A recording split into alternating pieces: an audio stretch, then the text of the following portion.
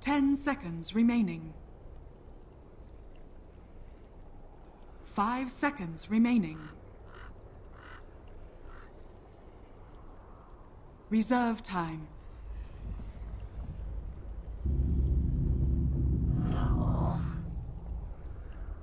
Team Archon's turn to ban.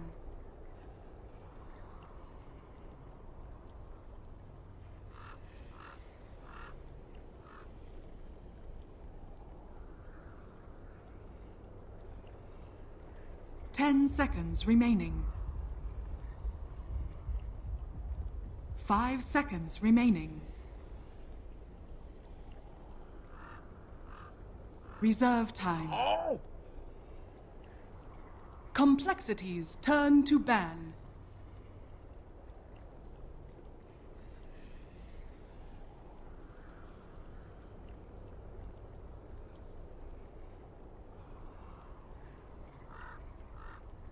Ten seconds remaining.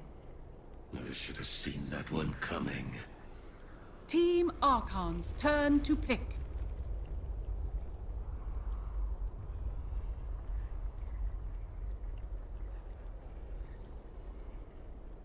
Invoker.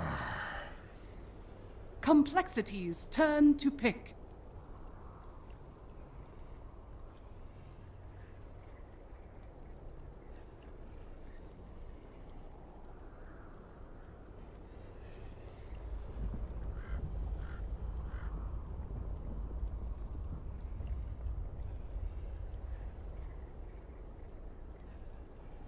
Test. Test. 10 seconds remaining. 5 seconds remaining. Reserve time. Bang. compLexity's turn to pick. Dark Seer. Team Archon's turn to pick.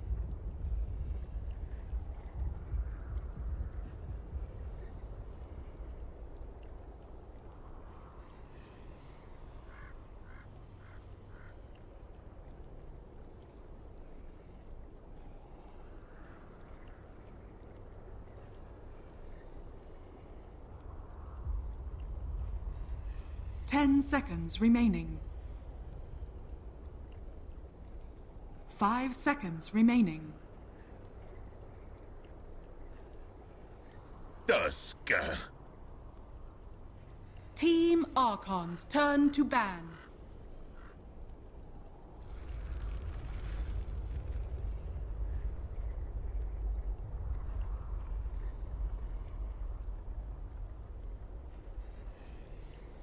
Ten seconds remaining.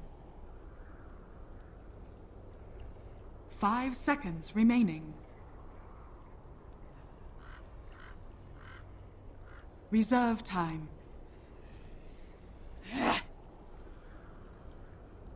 compLexity's turn to ban.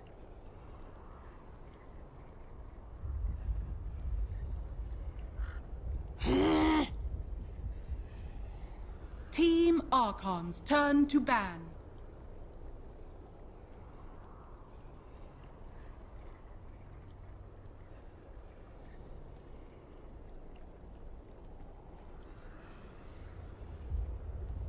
Ten seconds remaining.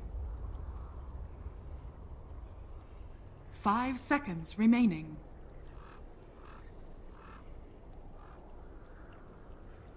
Reserve time.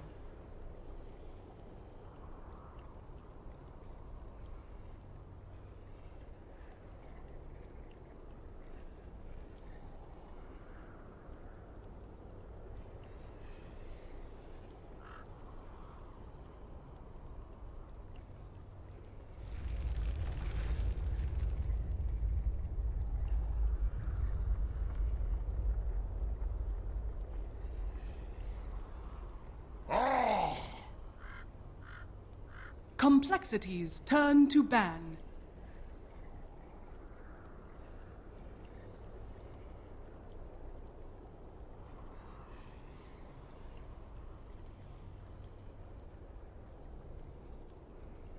Ten seconds remaining. 5 seconds remaining.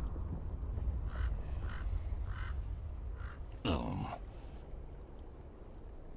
compLexity's turn to pick.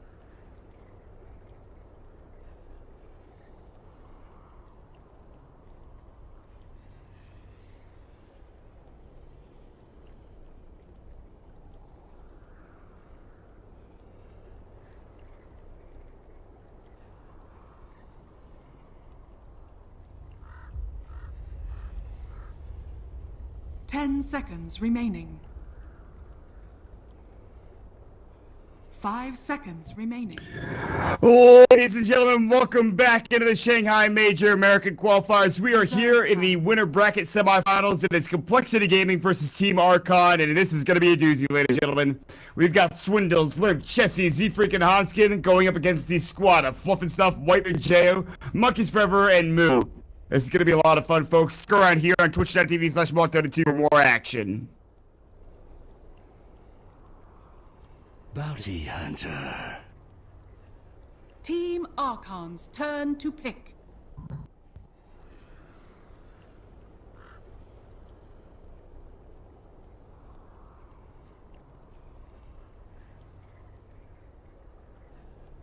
Alright, we are now well underway into the draft. compLexity Game starting out with the purple strat, Bane, Dark Seer, and they'll pick up the Bounty Hunter to ruin it right afterwards.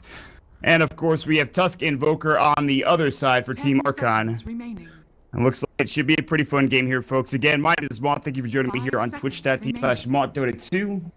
I've been casting a lot this week. There's a lot of people that have been. Shout out to MontPax, who I think is probably the only caster that's been casting that I have. I've done so far this week roughly 35-ish games of Dota 2. Hopefully around there, maybe a little bit less. But MontPax has done, I think, a lot more. So he has been grinding, if you will, and he's done a great job of it as well. compLexity Gaming, like I talked about, will start off the Beam Dark Seer Bounty Hunter pick, the Invoker Tusk on Team Archon side. Ban-wise, we have the Death Prophet, Oracle, Chantress, and Anti-Mage. On the other side is the Io, the Gyrocopter, the TAN, the Spirit Breaker. Spirit Breaker, pretty solid hero. Bristle Back is something that compLexity love to play, but since they have the Dark Seer, that is probably not likely the case. They have the Dark Seer for Swindles in the offlane, who's had a great tournament thus far. They've done a really good job in their group. And Archon, this is not going to be an easy game for them. Sure, Archon could easily maybe take the series 2-1, 2-0, but they'll have to play out of their minds. And in doing so, it's going to be a little bit of a tough game here. Invoker is going to be picked up for Monkeys Forever. He played a very strong Bat Rider. The Invoker he picked up earlier actually got thrashed by Digital Chaos, so he's hoping to have a rebound game. They saw the power of the Night Stalker firsthand as that 1437 played it, and he dominated pretty effectively. And so now Team Archon will give it a whirl and see how they can do with it. The one thing I don't like about Archon and their playstyles, they tend to pick up, I think, carry heroes that aren't that great. I think Jo maybe likes to play PA maybe too much, and maybe the Anti-Mage I think they picked up. That's probably not fair. I'm probably not giving them a fair shake at all, and I'm probably completely wrong about this, but that's at least from what I've seen.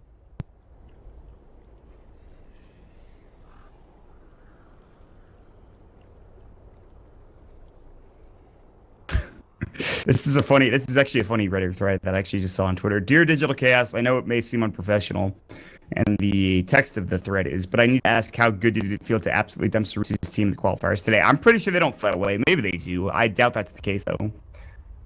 I mean, I guess that probably is nice, just to beat another good American team, but maybe there's a little added bonus there for Digital Chaos. Nonetheless, we're not talking about that game. We're talking about this one and this series. And compLexity Gaming are currently my favorites, I think. It's kind of close. I think if compLexity move on, it's going to be a very, very, very interesting series between them as well as Digital Chaos. I think compLexity might have a little bit more in the tank in terms of playstyle and being able to maybe just get through the qualifiers. It's going to be, I'd actually give it more like the 60-40, 50-50, honestly, than anything else, and maybe 60-40 for compLexity, but that depends on how they play against Archon. If compLexity does get through, if Archon goes up against compLexity, then I don't know, man. That would completely shatter my expectations. I don't want to say that Archon is going to have a rough road and then just say that, okay, well, they're not going to win, but I actually do like the fact that they go for the Medusa. I just talked about going for carries I don't think are that strong, but I do think Medusa is actually pretty good and is underutilized. compLexity will go for the Tiny, however, and I think it's a little bit different, and it's kind of cool to see, actually. Well, it's not different. We'll see how it goes against Medusa. I'm honestly not making any sense right now. I'm losing it. 5 seconds. Let me just remaining. let me start right back from zero and say, hello, my name is Mott, and I think that this game is going to be very close, and I actually think it's going to be a lot of fun to watch. There we go. All right, we did it, everybody. That's it. In terms of who I think has the better drafts currently, I like the idea of a bounty hunter, but I think against the heroes, maybe he could do well against the invoker, but other than that, I think everyone should do just fine against bounty hunter. If they have good vision, they can kill him very easily with a Night Stalker Void and Snowball, Mystic Snake if he's in lane. Which, by the way, does a lot of damage. I've come to realize the Max Mystic Snake is actually very good. And an early game Medusa with Phase Boots is very strong, whether you go Phase Rum or Phase, Manta, whatever you decide to pick up, Phase Aquila Manta, something like that. I think that the hero does do a lot of damage if you do get Phase Boots, and that is the way to go. I think people have been talking about positioning and how it's very important that you have good mobility, things of that nature, and I think that Medusa is actually... 10 seconds. She's actually in an okay spot if she gets Phase Boots. Try not that terrible of a thing, though. It allows you to carry harder later down the road. But compLexity Gaming has now got 27 seconds left on reserve time. And they will grab, let's see, they have both supports. They have their Darkster for the offlane. They have Tiny for mid/safe lane. There's no IO, which, of course, compLexity love to run the IO Tiny. They've done a really good job of it this tournament. They actually crushed a game with it earlier. Is it going to be the Limp Tiny in the safe, or is it going to be the Chessie Tiny? Well, it looks like it'll be a Limp Razor potentially, and then a Chessie Tiny safe lane. But it's kind of weird because they do switch roles pretty often. Like both Limp and Chessie can switch things around, and I think that's really cool. That gives them a lot of strategic advantage. For Archon, they have 36 seconds left to reserve time. They have the Night Stalker, Tusk, maybe support duo. Tusk can also go offlane. Night Stalker can go offlane, but it looks like this will probably be their offlaner. The Invoker in the mid lane, the Medusa in the safe lane. So I imagine this will be a safe lane hero for Team Archon, or rather an offlane hero for Team Archon, and something for Moo, but I could be wrong about that. And it is going to be Timbersaw picked up, and now it looks like it will be a Moo Timber. But do they go like aggro tri-lane and then have like Timbersaw safe? Maybe not what they do, so you can go aggro tri-lane with the Timbersaw. He'll miss out on experience, which is probably bad, and then you have Medusa in the safe lane, which is also really bad, who's solo. So they probably just do aggro dual lanes and have like Medusa and Tusk, and then like Night Stalker Timbersaw. And those are a couple of easy kills. Or Tusk Timbersaw, because you could just Ice Shard, then Snowball in, and then Rolling Death, and I think that could be pretty strong. Or you could just Void as well. So I think aggro duels are a good choice. And even if there's a bounty hunter nearby, you should be okay. There's a very tanky squad here for Team Archon. You have 2 strength supports. You have a strength offlaner. You have an agility carry that has mana shield, which is very strong, especially when you get an item like Scotty, which gives you the HP and mana that you really need to stay alive. You have an invoker who is probably the squishiest hero in the game, or for at least for Archon. And he's actually not that squishy, so I really like the Archon draft, all things considered. Uh-oh, I have to change something real quick.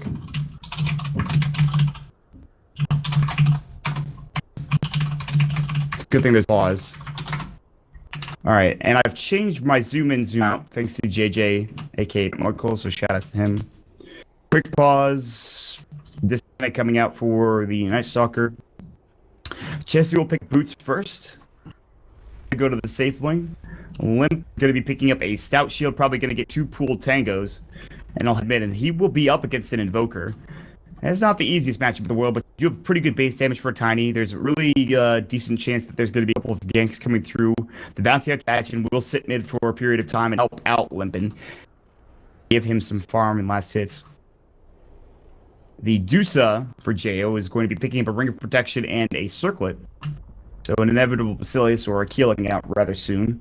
I want to see if he's going to go top. I'm actually really interested if they're going to do something like the Timbersaw down bottom, but it looks like he's already walking in this general direction. That way.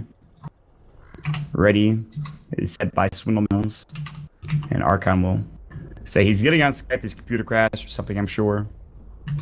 Shout out to both managers for these squads, Hodaroos as well as compLexity's Beef. Both very good dudes. I'm name dropping, and I think it's necessary to say that they're really enjoyable people to hang out with and chill, talk to.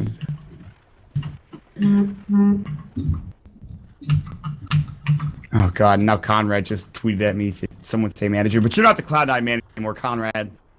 Don't try to snaz yourself in here. 5 aggression bottom from compLexity. Chesty will lead the way with his boots of speed. 5-man aggression top from Archon. So 2 ships in the night. One heading this way, the other heading this way. Just kind of awkward. So both teams will look to force down to the opposing team jungle. And that's kind of awkward, really. Z-Freak is going to have the Iron Shell shadow walk forward. They're like, oh, they're going to be behind this tree line or something. And then they're going to walk through and they're like, there's nobody here. Let's just put a ward down and leave. One team will grab the top bounty rune spot, which of course will be Archon probably, and then compLexity will grab the bottom bounty rune spot. They actually could walk all the way up through mid and then head towards that lane if they want to try to fight. I feel like Archon's level 1 fight is a little bit better, especially if they get Mystic Snake. Toss Avalanche and Iron Shell is kind of dangerous, not to mention Brain Step, so... They've drawn a line. They said, okay, well, they're probably coming this way. That's what Archon thinks. They're probably coming up here high ground, and instead that's not really the case. Monkeys will go ahead and grab up the bounty rune, and he's going to be going for Quas first. Actually have a null tally, 2 fairy fires, and a tango that have both been shared. So he has 5 gold in the bank, and he's poor, but I'm sure he's fine with that. Meanwhile, he's trying to get to a very quick bomb, and he's only 200 or 200 some odd gold away from that. Whitebeard will head back and look for a block here to help out the Invoker, and he should do a good job of it. And the block for Houndskin, actually, he just says, screw it. And this block is actually a little bit better for Monkeys Forever. In fact, really good. No, somehow. The range creep, actually really good blocking from Limp. The range creep is going to be the first to die. This is going to push out quickly, and Limp will have a very good start here already. He does miss that last hit. They're going to have the dual lane mid. Sentry placed on their hill, and Z-Freak has a sentry of his own. We'll see if he can get it off. Avalanche will fly. Z-Freak's going to just throw up right with the Cold Snap going through, doing some work against Z-Freak, but not really that much. And then the off-lane Timbersaw will have to keep tabs on as Hanskin is going to go ahead and right-click out. No skill yet. He actually goes for the early Timber to maybe get away. And the active armor will come out sooner rather than later, I imagine. Down bottom, Jail. A ranged hero should be okay against the Darkseer's Iron Shell. He's gotten 3 last hits, and this is the hero I'm really looking out for. Meanwhile, back in the lane, Moose going to go ahead and just try to jump away with a Timber Chain, but actually 56 damage stolen. He is going to barely survive, but you can see the threat already of Chesty in that top lane. Very dangerous. I think he will salve up. He actually is just going to back up and maybe just regen with the tango, and he's going to go ahead and block the creep wave. Bottom rune spot, Z-Freak's maybe just going to come in, and there is an Absorb here, and they might have seen him. I think just barely did when he was walking through the bounty rune area, or the area of the rune. Fluff is going to get chased down. They do have a ward here. They're going to pop the right click, and there's going to be maybe a mistake to grab the kill. Surge away, and Z-Freak will stay alive, but it's probably a little bit closer than they'd like to see. Meanwhile, mid lane, Ice Shards will fly, almost getting the kill Monkeys Forever, and they actually do have a dual lane mid. They really want to get him started in terms of farming. Got 7 last hits, doing a great job against Limp, who has 5. Toss will come in, do some damage to Monkeys, but he can just pop up the Quas and regen if he needs to. Up to top lane, Moo will finally get some last hits, picked up his first of the game, and the second right after. Bottom rune spot, 2 minutes, and Fluff will grab it. It's the bounty, and the illusion's picked up by Whitebeard. But here's Limp, Toss, Avalanche could go. Not have gotten the kill as it's level 1, and this is a tanky Night Stalker. So, nice play from getting that bounty rune from Archon. They've got a good start, and I like that this is playing out for Archon. Very early on, they do have an advantage. Down bottom. Dire's top tower is under attack. Void about to go. Greg just messaged me and said, X-Manager reporting in. God, you sons of bitches.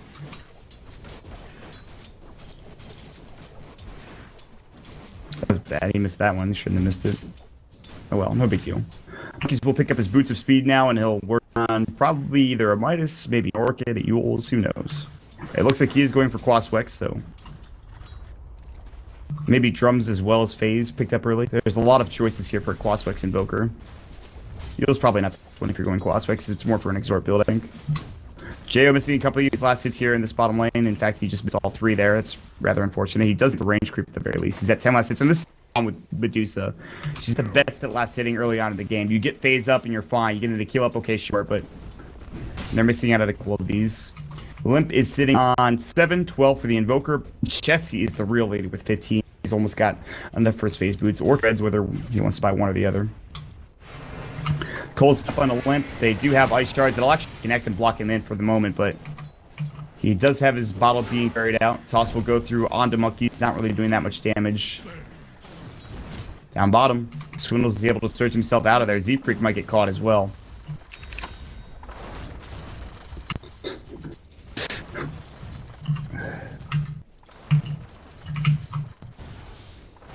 Shadow Walk. Alright. Not really much happening. No kills so far. There have been a couple of attempts that have been close. Moo is got 6 last hits. He's level 3. What about the Darks here? Hold that thought. Fluff will grab the Invis rune and good juke. Well played. Swindles is level 4 and Moo is level 3, so he's actually doing a little bit worse than Darks here. And of course, the Darks here is 18 last hits because you know he is a Darks here after all. Fluff's gonna walk through mid. There's no sentry rune or sentry ward here for complexity, so that he could have gone on them, and it is time. But he's gonna walk all the way top and try to find a kill here as Chessie is alone. Level 4 Timbersaw, he might be able to get this kill. They're going to wait and try to set something up more than likely. And they'll ping out mid and say, okay, the Night Stalker's missing. You should be careful here. Whitebeard is literally dual-landed, by the way. Here we go. Chessie's going to get caught. It's going to be a 4-second slow, no, 3-second slow. He's going to try to TP out Timbersaw, Timber Chain, and he actually will be alive. He just goes to the tower. Really well played from Chessie, holding that TP scroll. And it's just a smart play, a smart maneuver. The Void was not fluffed, did not have the time he would get his boots of speed coming out, and of course running through his Hanskin. They have vision of this with his Observer Ward, by the way. Back mid, Icers are going to connect, and they're looking for the call snap. They'll find it as well. Snowball coming in on top of it. Do they have the damage? They have Tornado. Toss back coming through. Their Tornado will fly. This is not going to be enough for the kill. He's very tanky. He even has a salve up ready to go, and he's going to pop that off, luckily enough.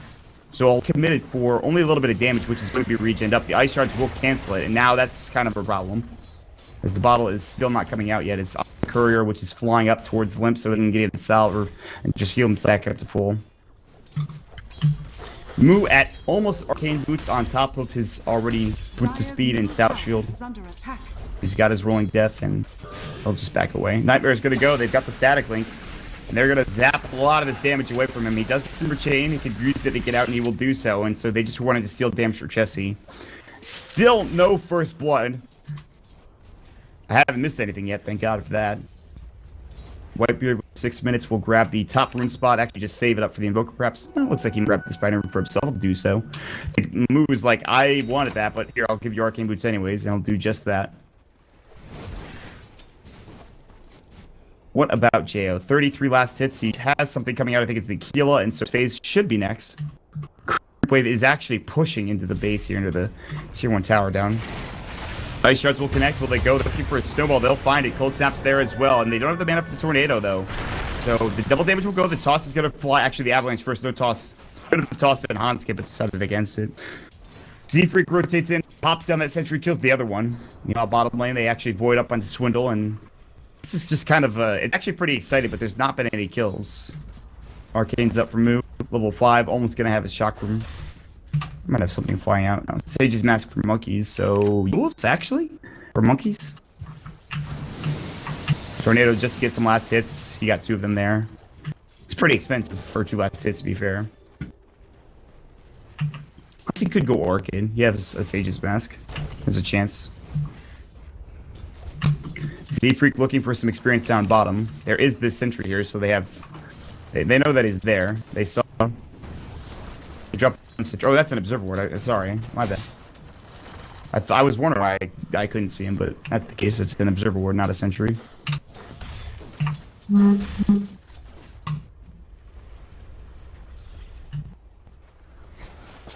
Wow, did you see that Mystic Snake damage? Oh my lord.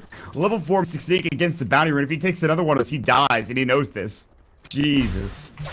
Meanwhile, Timber Chain used. There's the Nightmare coming up. They need to Void. He's going to take a lot of damage here. It's going to be the ultimate coming through as well. He's got actually Timber Chain the opposite way. He's got Chakram. He'll pop it off, and he can almost Hanskin, actually. Here comes the Snowball. Looking for it. They're going to find it. They'll get the first blood, and they will lose at least their offlaner. But now Whitebeard is in trouble, and Chessie gets actually a double kill. It's not worth it, I don't think.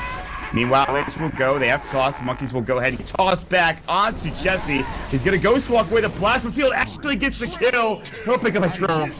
Razor doing the work. Chessie is in he's on absolute cloud 9 right now after getting that pickup. That's huge. It puts him up to the top of net worth, and sure, you got first blood, but is it really worth it? Dear Lord, is it not?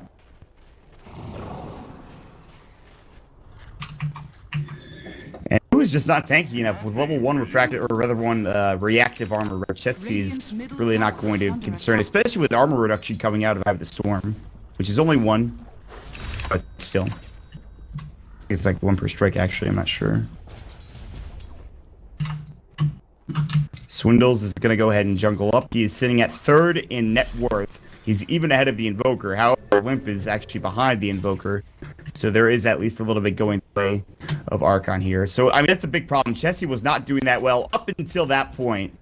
It kind of was a steadily declining slope here up until he got that, you know, triple kill, which was really bad. So that's a problem.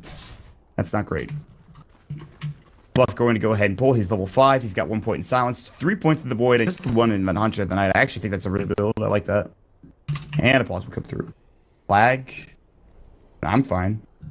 Check it out. Oh, I do not want that. That's not what I want to do. My bad. I forgot that it still shows all that stuff for some reason. Do this instead. I actually do have 4% back loss. That's kind of strange. That shouldn't happen.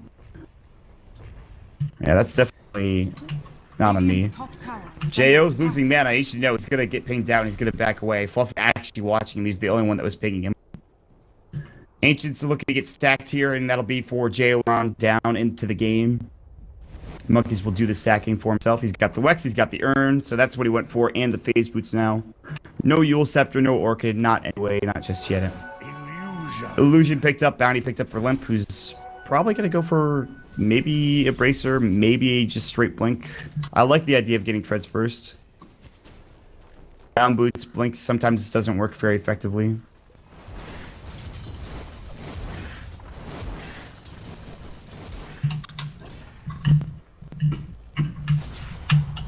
Tracks up on Jo. He pings it out. Fluff. Not going to get spotted. Whitebeard's nearby. They see Z-Freak. Surge away from Swindles. Ice Shards. Beautifully done. And Z-Freak, if they had dust, they do. The snowball will come through. They caught him. There's going to be the void up, but there's TPs coming through. They've already popped up the track. They TP in Chessie, who's very strong right now with a full set of Treads and Drum. So they won't get that kill. However, they force Chessie out of his comfort zone in that top lane. But they will get the lane to Hanske to get to level 6. Back mid, you have Monkeys Forever. But we'll probably keep tabs on bottom as there's likely a fight to break out. Speaking of fight, Tornado EMP will go and LaNm will lose all of his mana. He does have 2 bottle charges, but that will not get him back to full. Radiant's top tower is Big farm top, and who's going to take this creep wave and love all of these last hits he's going to get. I really wanted him to Whirling Death there. I felt like that would be better. Mid lane, Chessie running in. He doesn't have his Ghost Walk, but he can invoke it if he needs to. He'll pop the Quas instead of regen up. And so Chessie just walks back from bottom after not getting much. And heads to that top lane. He has the Casual Cloak, which is very good this game against all the magical damage coming out from Archon. I'm a big fan, Chessie. Good work. Good stuff. Good stuff. The Nightmare's going to go through and Moo's in some trouble. They might need a TP here into the top lane. The Static Weave will go. He'll actually Timber Chain his way out and try to make his way through. The Plasma Field will go. He can chakra him up, and he's just going to Timber Chain away. Can't kill this guy. They don't have Fiend's Grip yet. They thought about diving him. EMP will go. The Freak is going to get sentryed up. They have Cold Snap. Will they use it? He doesn't invoke it. And he walked up there for a moment. Double damage rune picked up for him yet again. That's frightening. That's a kill on a move. They don't have vision there, and they don't. They have no vision up on the bottom lane. There's maybe a fight break out again. Lip will rotate in. He pops the double damage through the surge forward. They get the deny on the tower. Mystic Snake will go. There's going to be the silence. The void is up as well. They want this kill, but the avalanche will stop them from doing so. Mystic Snake's not up. Limp will stop them from pushing forward and looking for that kill. And so it's still 1-3. The longer this game goes, the more Archon are liking it. They have really good late game in JO, first of all. They have really good late game with an Aghanim Scepter picked up to the Night Stalker. They have a Monkeys Forever and Invoker, and Invoker's a strong late game hero. On the other side, you do have a Razor as well as a Tiny, and those are both good late game when it comes to it, but I guess really they have to get some track kills in order to be able to keep pace once JO starts farming out of his mind. He's already top of the net worth. He has a Yasha as well. Will he go straight into Scotty after this? Probably not go for that early Manta, is the question. No drum, obviously, either, so that's interesting. Level 2 split shots, so only 2 or 3 shots. Iron Talon for Fluff. 1437 did this earlier, by the way. It was super ownage. It allows you to farm way easier on a support Night Stalker when you really shouldn't be able to do so. This item's just amazing. It's kind of dumb, actually.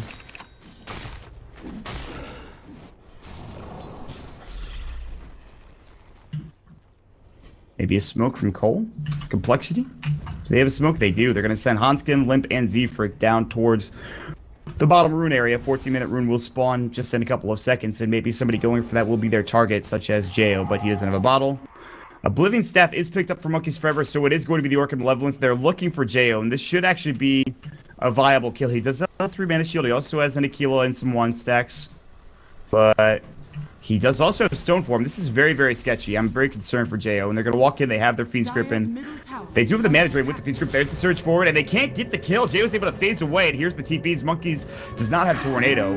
They'll cancel a couple other ones, and Fluff and Monkeys will rotate in, but uh-oh, LaNm's looking for it. Surge forward could have happened. Razor's here as well. All 5 from compLexity looking to find a target. There's this Observer Ward behind the tower, and Monkeys got to get tracked up. Tornado will fly through the EP as well. He kind of baited that out. Toss forward, and Zfreak is looking for a potential target. They have track up. The Ghost Walk will not save him. Now the Fiends Group on the Fluff as well, and this looks like it'll be 2 kills, and so 5-man aggression will pay off for compLexity. He'll get 2 kills, 1 on the support, 1 on the mid laner.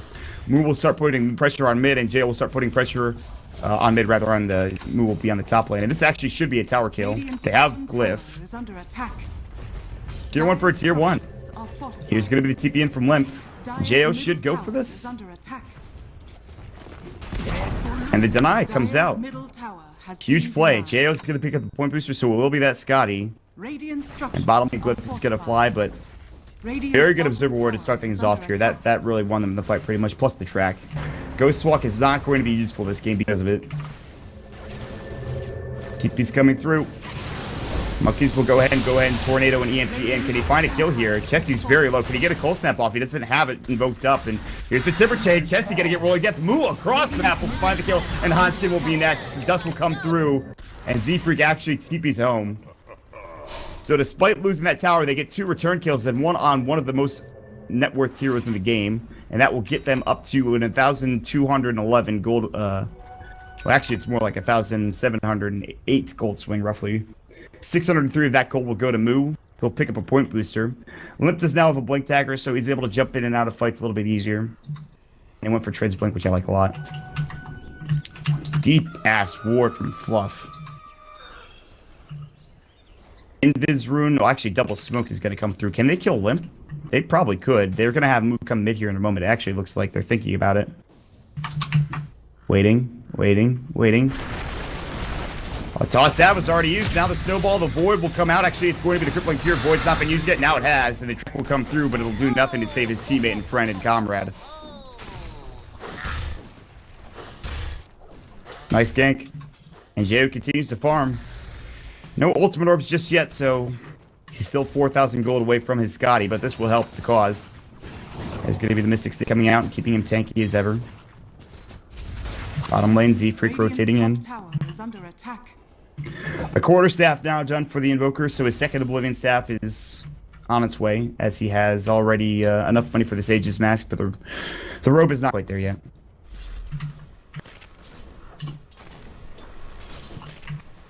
When did Swindle pick up a mech, man? I haven't been paying attention to him at all, jeez.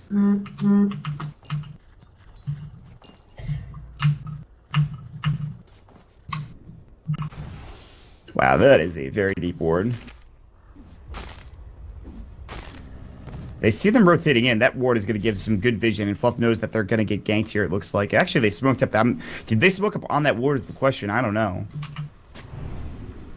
Drop the sentry down in lane. Radiant's middle tower is under attack. Archon absolutely knew this was coming. Either that, or they're just like, oh, let's all go top together, which does not seem likely. Top tower is under Mid lane, they're going to see Swindles, they're going to see Chesty, they're going to know that Tier 1 tower is going to go down, but they're going to try to get a trade out of it, and it looks like that should be the case. Sanj already up for Chesty? Oh, the main procs are real. SNY is going to be the choice, more than likely. Chesty will get the last hit there. Top tower, they have the glyph. Will they use it? Yes. They're rotating in. TP's going to come through. Mass TP rotation, and Tornado EMP will fly. The Siege Creep will get the tower. Monkeys will have to phase out of there and leave with the Wex move speed. They're looking to fight this, actually. Snowball's going to come through. Chesty's kind of low. Loris Punch will fly. Now they pop the stone form. Z freaking Trouble silenced up, and he'll go down. Dust will go through as well. Chesty, Mystic Snake will fly. They get the avalanche. Big back wall, but it's just not enough. There's nobody there. Honskin going to get voided up. It looks like they're going to lose 3. compLexity in some trouble. He'll buy himself out, but that's a double kill for Moo. And a great fight coming out from Archon. Huge engagement. Great start from Whitebeard, and then Moo coming in, and well, it's pretty much his Bloodstone just about done. His Arcane's already there. I think this is his full Bloodstone, yeah. There it is. 18-minute Bloodstone for Moo. Very good start for Archon. Excellent fight going their way, and it is now almost 1,000 experience, rather net worth advantage going on their side. 3,000 experience advantage, and Jo continues to farm up without a death. He's going to have 1 ultimate orb. The second will come out sooner rather than later. It really all came down to, I think, this ward. Them moving here, looking for that tower. They got the tower, don't get me wrong. They rotated it up here through the river, which was somehow also spotted. And they said, let's fight this. We're strong. We have Nighttime. We had Void. We had Stone Form. We had a Bloodstone up on the Timbersaw. It was an amazing back wall coming out from Swindle on 5, but he needed to get it done earlier. And now they're going to smoke up again. They have wall up at 25. They're really not going to stop putting the pressure here onto Archon's side. They really want to kill. And they might have smoked right on top of this ward again. What vision do they actually have? It's going to be close. They might have seen him. They might not. And Archon are just going to back up again. I have to think that they did see them. Otherwise, they'd not be sitting underneath their tier 3 tower. Just excellent plays coming out. There's the ultimate orb and 1 left before he has the Scotty at roughly 20 minutes. compLexity. I feel like they're a little bit confused. They're like, why can't we find anybody? I guess we're just going to leave now. Moo's sitting in the tree line here. That's really cool. That ward from Fluff, which he spoke to get, by the way, was impeccable in terms of timing. But Jo is actually going to walk out. This might be trouble. They could jump with Limp and go for the blink combo. Jo might be able to back away. He does have level 2 Stone Form. Stone Gaze. They thought about jumping on him, and they decided against it, because that's, let's be honest, this is a bait. Surge, Swindle's looking maybe up towards that top lane. They see Moo now, and they're going to jump on him. Limp going to go for it. They have the mana shield, and now they get the Stone Form as well. The slow EMP, they get the snowball up as well. This is going to do so much damage. They're going to lose 2. They're going to lose 3. They're going to lose 4. They're going to lose 5. compLexity.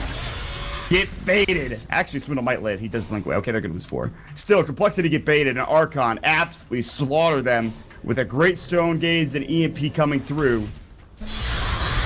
That is beautifully done. And another fight goes the way of Archon. And now the net worth advantage is even further ahead. It was once even roughly 5 minutes ago. Now it's a 5,000 advantage and 7,500 experience lead. And Chesty, who had a great start, gets just destroyed so quickly. They have too much lockdown, too much control. Top lane, Tornado, EMP's gonna fly. He doesn't have the mana. Now he does the surge away, but the Orchid is still there. Sunstrike, not available, but he does Cold Snap. The Urn will go through, won't kill him. It actually gets pretty close. There's gonna be the Fiend's Grip, and it looks like Monkeys should fall here. It's gonna be close, tosses up, actually misses. The Brain Sap will get the kill. And so they make a misplay there with Monkeys Forever, trying to get a solo kill up under the Darkseer. He can't kill him quite as fast, and gets punished for it. Got it. 12 Bloodstone charges for Moo. Almost a Blink Dagger. I'm sure that's what he's going to pick up next. Radiant's top tower is under attack. And Jo still doesn't have that Scotty yet. He's so close.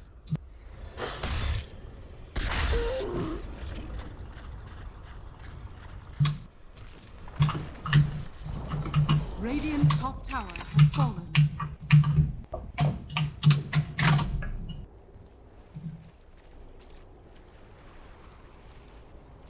And that's really what they're missing out on, aren't they?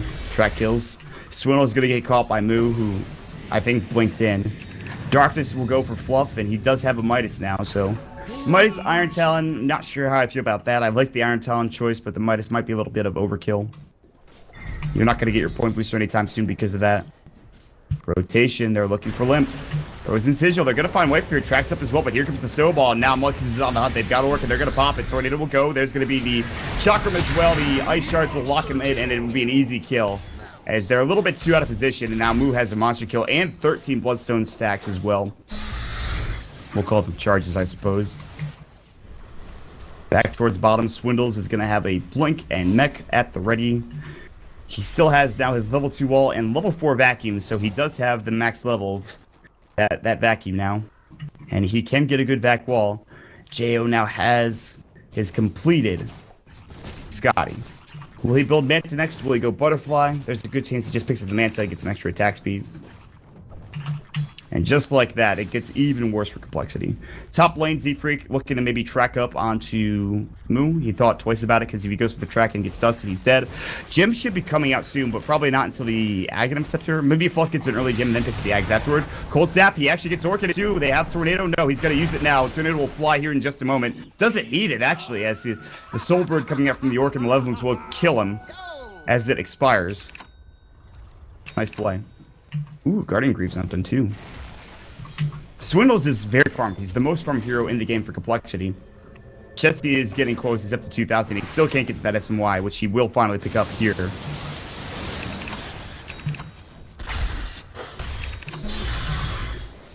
A blink picked up for the support Tusk. Whitebeard now feeling very good about himself. No mech, though. Will he go that route? So that's one thing they don't have that complexity does, is the mech.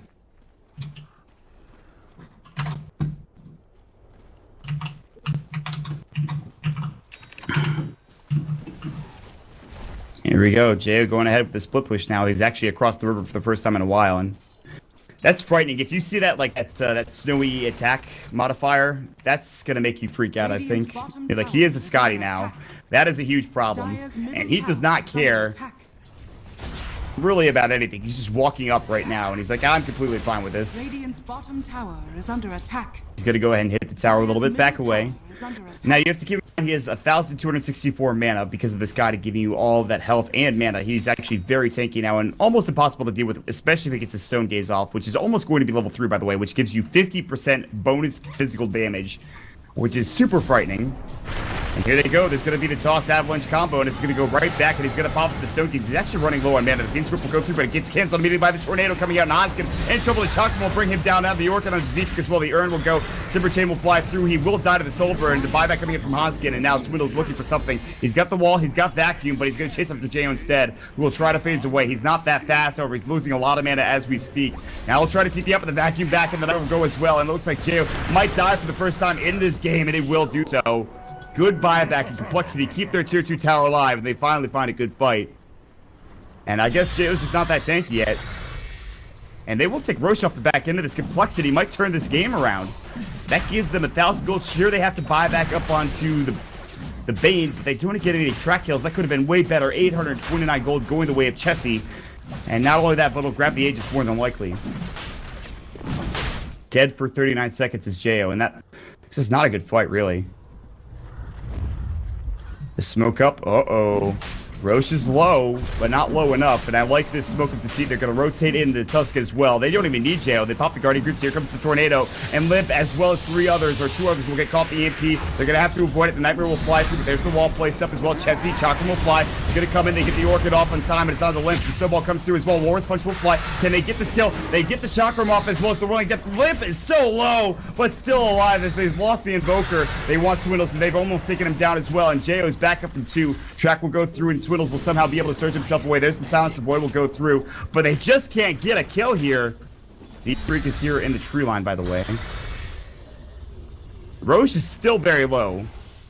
Z-Freak, did they see that? They know that he's there. They dust. Z-Freak's gonna fall again. He'll try to TP. There's no way you're getting out alive here, my friend, and that's a godlike spree for Moo. They're gonna go ahead and take Roche. Everyone's still regenning. This is the perfect time for it. Jo doesn't do that much damage, but it should be enough here. This is going to give them the Aegis. They'll TP back in. It's going to be Chessie here. Lip has got to get in with the blink, but he's not even close. Very close to his Ags, and this is going to be taken down by somebody. Who is it going to be? Jump in, Toss Avalanche combo. Jo pops up the Stone Gaze. The War's Punch coming out. Lip in trouble. They get the Aegis, and Jo will get the job done.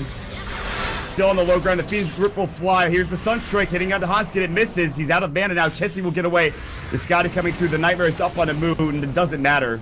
On the other side, anything else happening? Snowball coming through. Chessie's low, and here comes Monkeys. Nero grab the kill. They're still chasing after Hanskin. He picks up an Invis rune, and he actually might survive. What a bloodbath this was. Uh-oh, Fluff. gonna fall. The TP's gonna come out. He actually might make it away. Ice Shards. Tornado doesn't connect in time. Beautifully done from Hanskin. Sunstrike not in the position. Literally just an inch shorter, and it would have been a kill.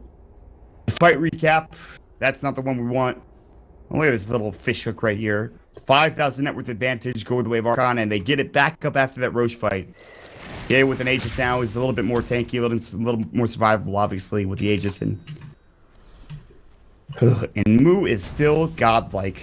He's died once this game. It was early on. He has 17 bloodstone charges. His respawn will not be immediate, but it will be very, very quick. And it looks like he's going to be going for perhaps Force Staff. Fuels probably is another good option for him, I think, just to stop TP scrolls. And he already has Blink. You could even go for Hex, for God's sakes. I mean, you have plenty of farm as it is. The Invoker will be picking up a point booster for more than likely an Aghanim Scepter, but he's kind of far away from that. Limp as almost the full Ags now. He's actually a couple hundred gold away, not that much. They see this courier. Surge forward, the point booster. They might have to. They don't have the speed booster. The surge forward, and Z-Free can't catch this. That was a little bit of lag I got just right there. And Fluff will make his way into the Aghanim Scepter. Bots in through. They're going to work on this tier 2 tower again, which is slow. They've got Glyph. Top lane is where compLexity are. They're going to back up and look to TP out and maybe defend this. Perseverance for Medusa, looking for the Lincoln Sphere, I think. Middle tower has fallen. TP's back home, and here comes the tier 3 push. Jado's just going to sit on the high ground. He's going to not stop the split shot, which really bothers me. Just turn your split shot off, Jo. That is very inefficient. He doesn't have the most mana in the world right now, which is a bit disconcerting. Jump in, Avalanche will go. Toss doesn't go in time. There's going to be the Stone Gaze. The Tornado EMP will fly, and now they're going to find more. There's the Deafening Blast flying through, and Lip's going to go down to the Chocolate. It looks like Good Nightmare will keep him alive, and actually he's speedy, gets surged away. He should have died there, but a very, very good surge keeping him alive after the Nightmare coming in from Hanskin. And so the tier 3 push will stop just short, as it's only done a little bit of damage here.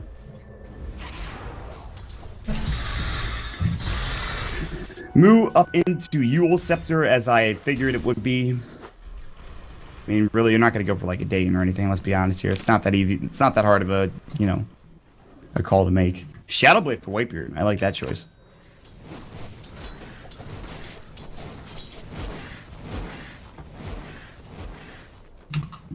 Monkeys is actually only 800 gold away from his Aghanim Scepter. The Yules is done. Jo is... He could buy the recipe, or he could buy the Ultimate Orb.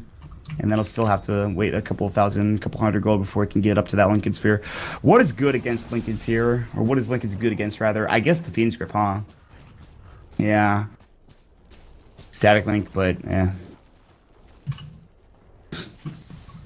Track might go. That'd have been nice. Look at all those wards, by the way, on the Radiant side.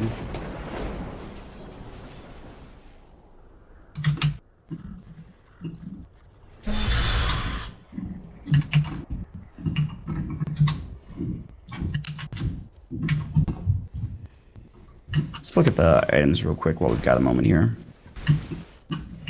So there's the axe done for Limp. Swindle has picked up the Blink Dagger. Well, I mean, we've already seen that a long time ago. He actually picked up a cloak, I think. Hanskin has this casual cloak as well. A lot of casual cloaks. In fact, 3 of them. Bottom tower is going to get split pushed down. The Tornado will come through and Limp can blink away, but instead he's just going to sidestep the Tornado and continue to hit tower. And that's it. That's an easy free tier 2 that compLexity just get for nothing, essentially. And they're going to find Monkeys, too. He just bought his axe, tossed back, and he's in trouble. These grip will come out, and he's dead. He has no bite. He's down for 60 seconds. What a fight. Jo might have to back up as well. Gets tracked up, but he wants to clear the creep wave before it hits the tower. I think that's fair.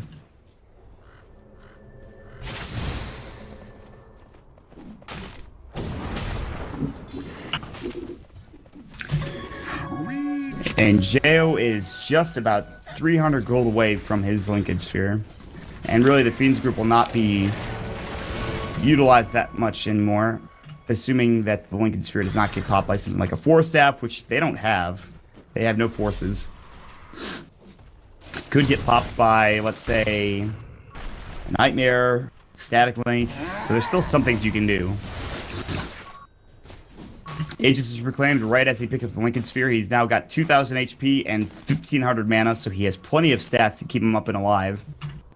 As before, maybe with just the Scotty, it wasn't going to be enough. The Manta still should be next. Butterfly should be after that, and that's when you get really scary to do so. Those 3 items, the Manta, Scotty, and Butterfly, are what you really need to start being a speed demon. Aghanim Scepter picked up for Darkseer. Chakra misses from Moo. Good surge away. No ward there. They kind of, I think, just surged at the same time. So, yeah, he puts it up, and he's not going to be very happy. So yeah, Aghanim Scepter, and with a level 3 ulti, let's see here. Let's, I think 110%, no, 140% replica damage increase. And replica damage of 90%. Which is very frightening. If you get JO, that's a very good wall. God, 90%? Holy crap, I do not want to deal with that if I'm Archon. Obviously, Moo's not a big deal. The Invoker is kind of, sort of a big deal, but it's really, if JO if he gets put in the wall, that's kind of frightening. It's very good if there's like a Viper on the other team. Like Viper or, who else? I'm sure there's other heroes. Look at this Alacrity go to work though. This tier 2 tower is easily killed. No glyph used, obviously, because they want to keep it for a tier 3 push, which is inevitable. Limp down bottom lane is going to try to go ahead and push this up, but Moo just destroys that creep wave and illusion set quickly. Now with his 17 Bloodstone charges. Roche is not up anytime soon, at least not that I know of. They're going to just go ahead and clear out this creep wave, and Alacrity is just so strong. There's the BKB now done for Chessie, and I still don't think they actually have the damage to bring down some of these heroes if they get BKBs. Like, Moo doesn't do enough, or not Moo, JO doesn't do enough, and Moo does all magical damage, so, you know, the spell immunity is going to be a very strong item coming out for complexity. He also picked up a Staff of Wizardry, I think. No, it's a point booster now. Octarine? Yeah, I like it. It's a ward there, by the way. They have a gem? No. They do now. Moo buys one. Sell that wand, maybe get your point booster. I don't really know. Z-Freak sort of baiting down bottom. There's a good Observer ward, which might very well. There's the Walrus Punch. The gem's out as well. And that is a dead Z-Freak. I thought that maybe Limp would jump in and they would get that gem, but that would have been very, very frightening. And they're going to take this this one down as well. Iron Talon it, baby.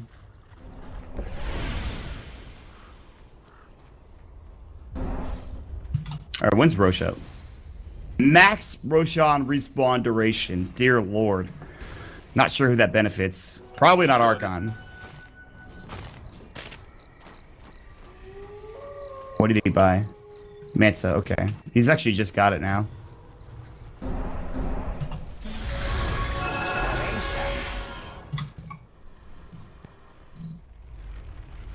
Dire's bottom tower is under attack. If they get an AC, I'm pretty sure complexity are in an okay spot. Right? Like, armor reduction wise, you could actually shoot through Moo a bit easier. Get through those reactive armor stacks. Radiant's top tower is under attack. They're looking for him anyway. No ward here for the Radiant team, but they do see Chessie walk right behind it, right in front of that tower. The AC's now done. Chance is coming through. Oh, that's the Dire Courier. I was like, wait, what?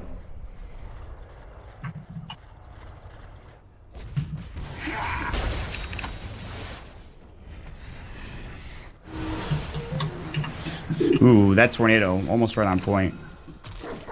I mean, they should know that there's a ward here now, but it is expiring. It's down at 27 seconds, so who cares? Alright, there's the Aghanim Scepter. It's game time now for Archon. He could have had this like 10 minutes earlier had he not gone for the Midas, but I'm not going to complain about it. It's time for smoke, baby. Drop the gem down, give it to monkeys or Fluff or something like that. And drop your stick, Fluff, drop your stick. Instead, he drops a TP scroll, I think, or a smoke or something. It was a smoke indeed. They're waiting on the rest of their crew to come through, as it's time to take over Roche and maybe get a fight before the Roshan does happen. They'll smoke up, they'll get JO to farm this mid. They'll head to the jungle, they won't find anything. Fluff, of course, still has that Aghanim Scepter up. Sunstrike will go into the pit. They won't find it. Meanwhile, complexity are down bottom. They will see Olympus here. Will they make a move to the pit, or will they make a move down to the area of the bottom of the map? They actually just lost the ward. They should have noticed that. Complexity are going to consolidate, smoke themselves up, and look for a backstab.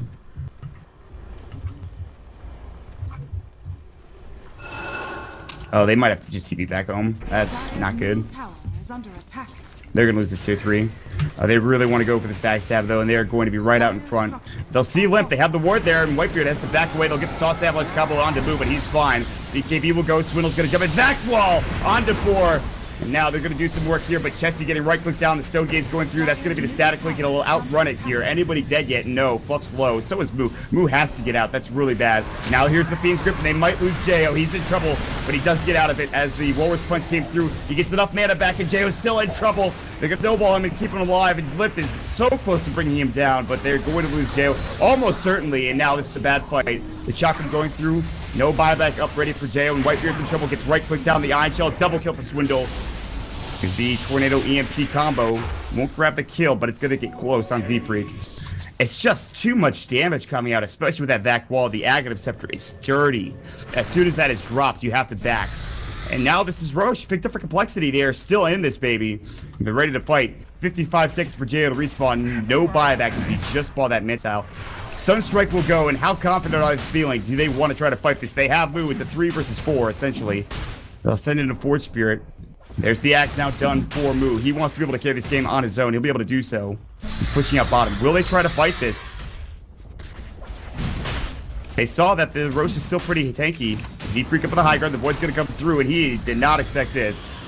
There's the vacuum miss. The Chakram will grab the kill. EMP's going to go through. Chesty does it. He does have his BKB. He will avoid the EMP. Now jumping Monk is in trouble. The combo will fly through, and it gets destroyed. BKB fine. There's the Aghanim Scepter. Lip is still up and ready to go. Static link away. Can they get something out of this? There's the Eye of the Storm. Moo's looking to go back in, and Chesty's BKB almost done. There's the Yule that comes out. Fluff will barely live. Now can they get both of these kills? The Chakram, it's not enough, and Moo has to do this all on his own. The Nightmare comes out. They cannot get out of here. There's the Timber Chain away. The gem is picked up by Swindle. They cannot afford to lose this. They will Walrus Punch him. He's going to explode. The Ice Shards will keep him up. Vacuum. Not to the high ground. And Swindle might die here. Is it enough? The snowball will go through. They get the gem back. And Jo is alive. And Roche is still ripe for the taking. Another fight in the Roche pit. And complexity cannot get it done. They keep Chesty alive, however, but they continue to use his BKB charges like there is no tomorrow. And there is 22 Bloodstone stacks for Moo, which is also pretty insane. And look how quickly this falls. There's no way they can contest for the Aegis. And again, Jay will grab it. This time, no cheese just yet, but they're getting close. Top tower is under attack. Top tier 2, not deny range yet. One more siege creep hit and we'll do the job. Deny that bad boy. Moo, don't do it. No. Go deny.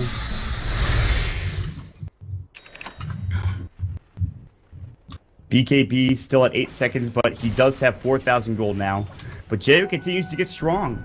He'll sell his Ring of Aquila and buy a Demon Edge for what is more than likely going to be... I don't really know if he needs an MKB. The Daedalus is frightening as all hell. He's going to go to the high ground. He pops the Mansa. Here comes Lip. Jumped in. Jo loses pretty much no health. Pops the Alacrity. Backups. Continues to regen. Tornado will come through on it too. They're really looking for this Rax, and they're about to take it. They're going to get zoned out. EMP puts them at no mana. Chesty is about to die. Gets forced forward. Not what he wanted. There's going to be the Enfeeble up onto Jo. They pop the Ice Wall as well. They need to take that melee Rex, and they're not. They back up. They just need to hit it like 2 more times. And there it goes. Lincoln Sphere is broken. They'll take down that melee Rax. And now Archon are at a great spot. They'll back away. They don't need to go for the ranged. It's time to just play a bit more passively. If there's one thing you want to avoid right now, it is this Darkseer. The Vac Wall combo is too damn good. If you get a Shiva's on top of that, that's a game-losing type of fight.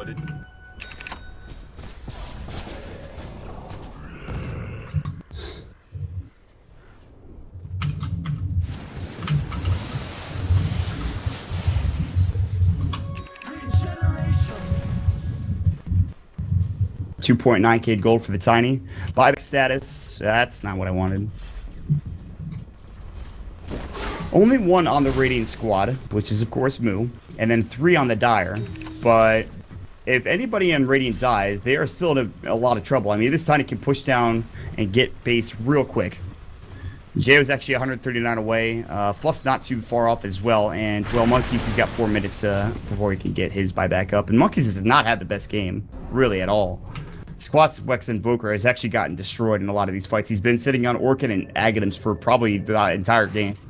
Luckily enough, though, Moo is actually just an amazing player, and he's actually just owning.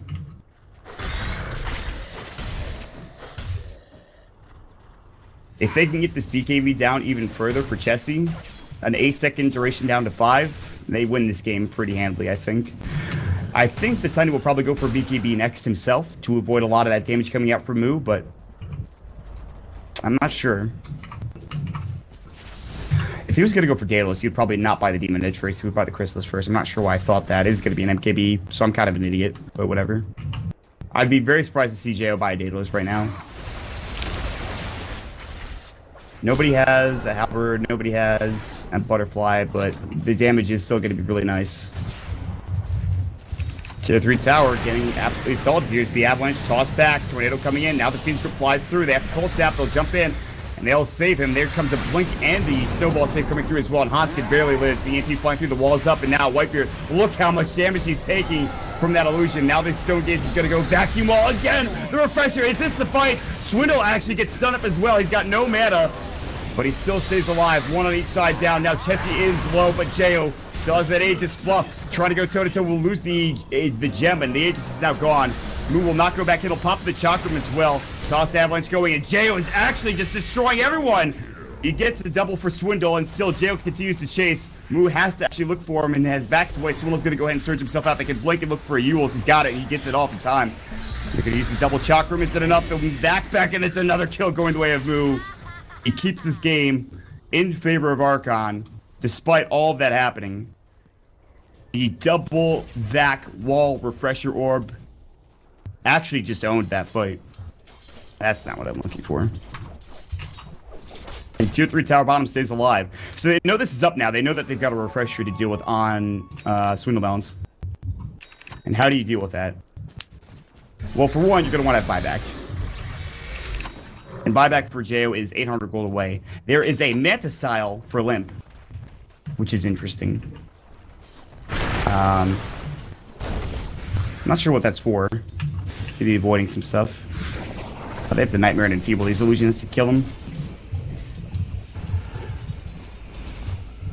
Somebody else bought an interesting item a second ago, I think, besides that style. Seafree gets a 4th step, which is very good against the Blinket Sphere. Whitebeard is working on an Assault Cuirass, it looks like, or Shiva's Guard, but I think Assault Cuirass is probably the better idea, as there is a lot of armor reduction. So Whitebeard got destroyed in that fight, right? He's like, okay, that illusion's hitting me for 4 million damage. And this Darkseer, Swindle is actually just keeping his team in it right now. Chessie and Limp, they're getting what they need to do done, but it's still really tough. There's now a Scythe up on the Timbersaw. His GPM is sitting at 542. His net worth is actually second to Jo. But this is an excellent performance. He's died once. He's got 24 Bloodstone charges. And he'll buy another gem for his team.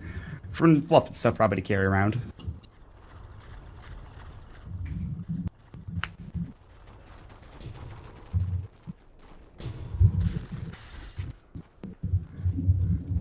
Tense game.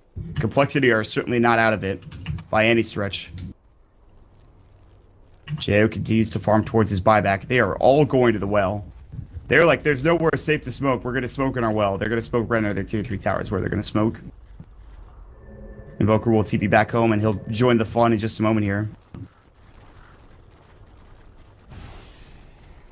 And another smoke coming out. It looks like Hanskin will grab it and head top and look for a kill onto the Invoker, but that's not actually going to be the case. Monkeys is going to buy a Blink, and he's going to Ghost Walk and just get to his team here in a moment.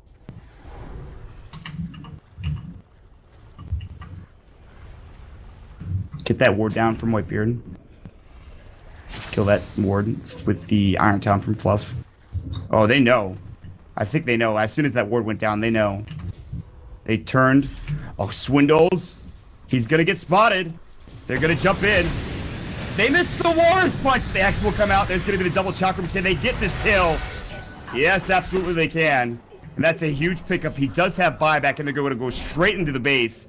compLexity are just walking the wrong way. This Rage Rex should die here. They have Glyph. I don't think they're going to use it, not for this Rex anyway. They back up, and the creep will kill it. Down bottom of the tier 3 tower. Fluff's going to work. They are going to have to use this buyback on Darkseer at some point. He's their initiator, though, besides maybe the Tiny. Lincoln Sphere, there's the buyback. They have to get out now. There's the Fiend Script coming through as well. They do get off that thin script to make sure that, okay, it's not good. No wall coming through. The tornado comes out beautifully timed to snowball as well, and Swiddles gets pushed back. Jesse still pops the BKB. There's the wall. They take right onto Jo. That's what they need. Deputy Blast will come through. Limp in trouble. Hex up as well. Orchid now. Cold snap top. Will he die? No, it looks like another vacuum wall coming out, and Jo's low. He'll fall. He's got 90 seconds left before he can respawn. He does have buyback. Now the snowball away. Chakram will come through. Will Moo jump back into the fray is the question. Everyone's pretty low for complexity, but Whitebeard will fall. They keep the gem up and alive. They need a TP out or just run in general. And they will make it away. Tracks up on Fluff. He's in trouble. Tornado comes out as he looked for that avalanche. He still has it. He's going to grab it on the Fluff. The toss back will fly, and that's another gem that is going to be lost.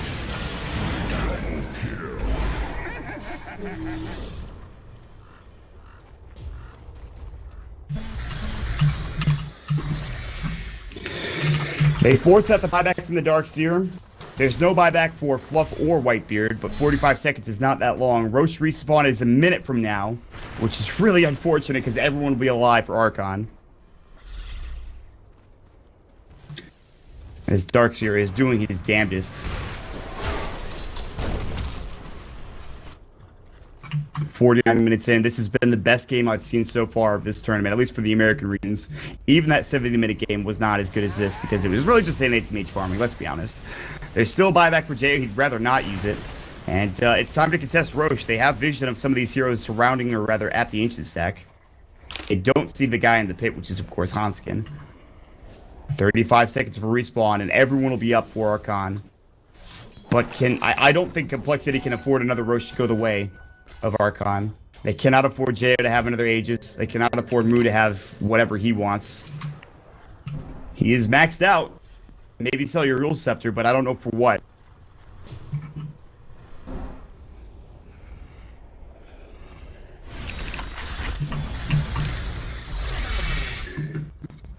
And there's the respawn coming in 4 seconds.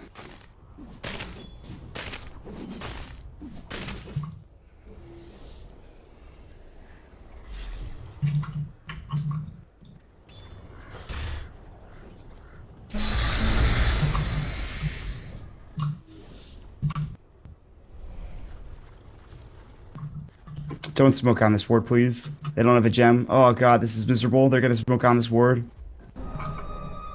I see it happening.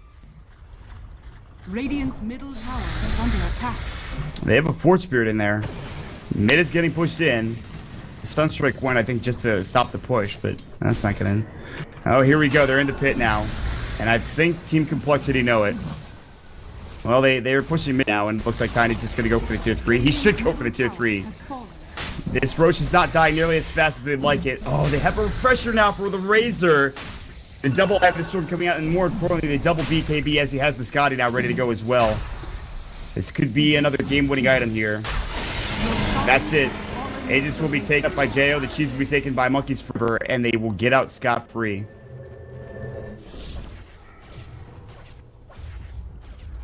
And they're just wondering, what do we have to do to win this game? Complexity are thinking, oh god, how are we supposed to do this exactly? Gem is up in 4 minutes and 30 seconds, so I don't know if they want to fight with this Aegis because they don't have Gem. And Bounty Hunter could kind of be a nuisance. Losing those 2 gems was really, really, really, really bad. Well, they see the courier, but Moo is picking up a Shiva's Guard now. He says, forget my Yules, sell that crap, get bots 2 in Shiva's Guard. He actually is very low in money, not that it matters. He doesn't need buyback. His respawn time is almost instant. Maybe not now.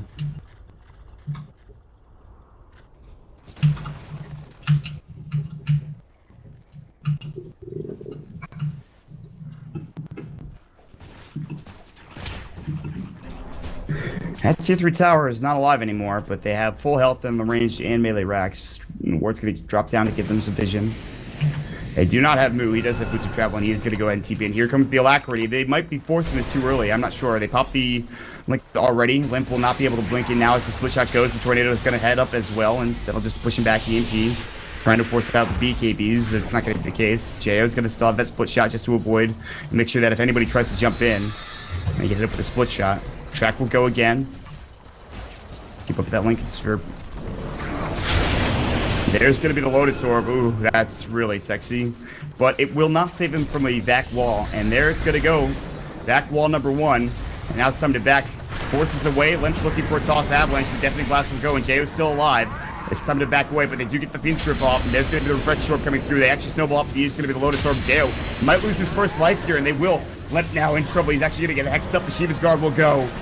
Moves out, Nightmared up. He gets Nightmared. They turn around on the LaNm. There's going to be the Stone Gates coming through, and Chessie is in trouble. He cannot afford to die here. Does he have buyback? Absolutely not, and he will survive. They cannot get the stun. Will they go back up to the high ground? Chessie has to regen up as well as LaNm, and here comes Jayo. They're going to have to use the glyph now. They have another back wall. They might have to use it here. The split shot range Rax is going to go down. Back wall again. On to Fluff this time. And that's it. No wall was used, but the vacuum is now on cooldown. The double chakram will fly through, and it's time to back. Got the range Rax to blink away. Tornado will go. Moon's going to back out. EMP, nicely done. They actually meant to dodge it. That was pretty cool from LaNm. Jayo is actually, he's kind of in a bad spot, but he's okay. Buys the Eagle Song, still has plenty for buyback currently. He's waiting to get that butterfly. No MKBs up in this game. It's taking forever, dear lord. I love it though, it's a lot of fun. Daedalus now coming up for the Tiny. That is a game-winning item if I've ever seen one. They're going to run straight down mid. There's no buyback for Fluff. He's dead for 30. Butterfly's picked up. Jayo doesn't have buyback now. Oh dear god. If they kill Jayo, this game's over. Why did he buy the butterfly?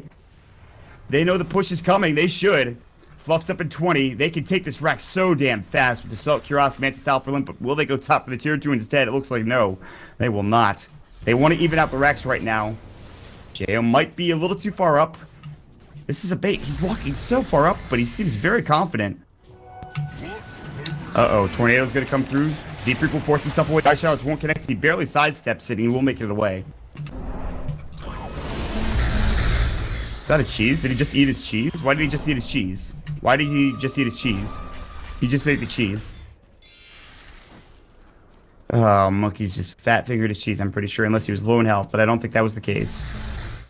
God, that's the most ridiculous thing.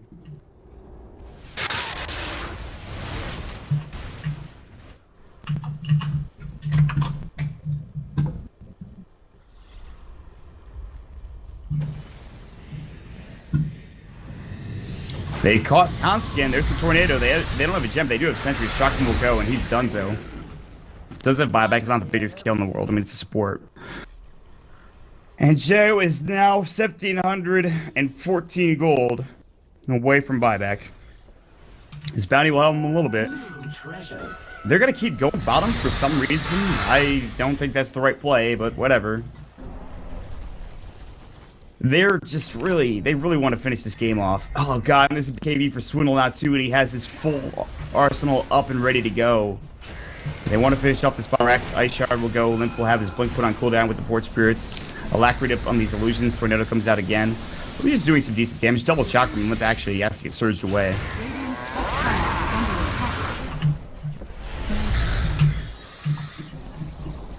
Radiant's top tower. Who's the top tier 2 for nothing, by the way? That was pretty nifty.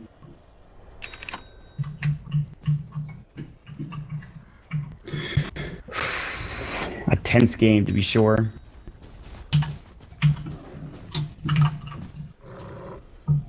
Oh, come on, monkeys.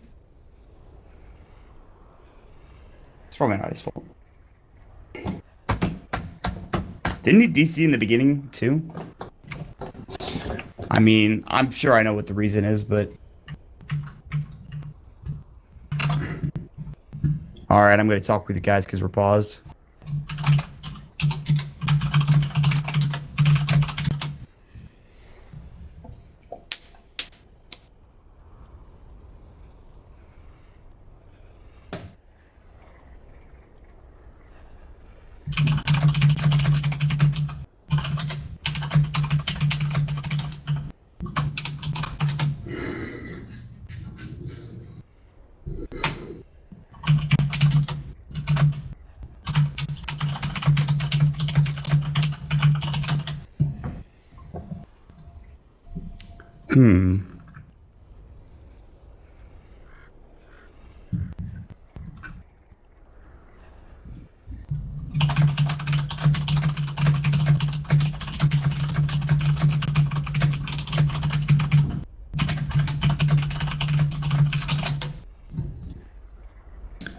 All right, so let's see. Net worth is actually back down to 8,000, and which is nothing at a 57-minute game. Swindle Mounds continues to be one of the top in net worth. The biggest issue is the Bounty Hunter as well as the Bane are not really, throwing their weight around. They don't have the money to work with. They actually just can't do anything. Whereas you have Fluff, who is an Aghanim Scepter, so anytime it's nighttime, which is pretty much, off cooldown for darkness, you're going to have really good vision and really bad vision for compLexity. Whitebeard has a Lotus Orb, Blink, as well as a Glimmer Cape. I mean, they have plenty of farm here on their supports, and it's going to stay that way. Monkeys will TP back to the top lane. Jay will walk with the rest of his crew and continue to inevitably get to that buyback area. And Limp will finally get the BKB. Monkeys will do the same. And Moo now has to deal with a 10-second BKB duration and a refresher BKB coming out from the Razor. compLexity are playing this as best they can.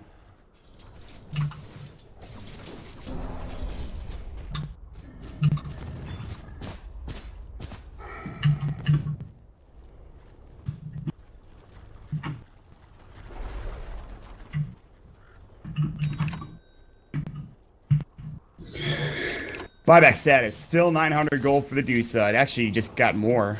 Now it's down to 600 at the very least. Aghanims is done for the Razor. If they win a fight, they will take base, and they are going for it right now. compLexity, they've smoked up. They're going to have Z-Freak leading the way. He's got the track ready to go.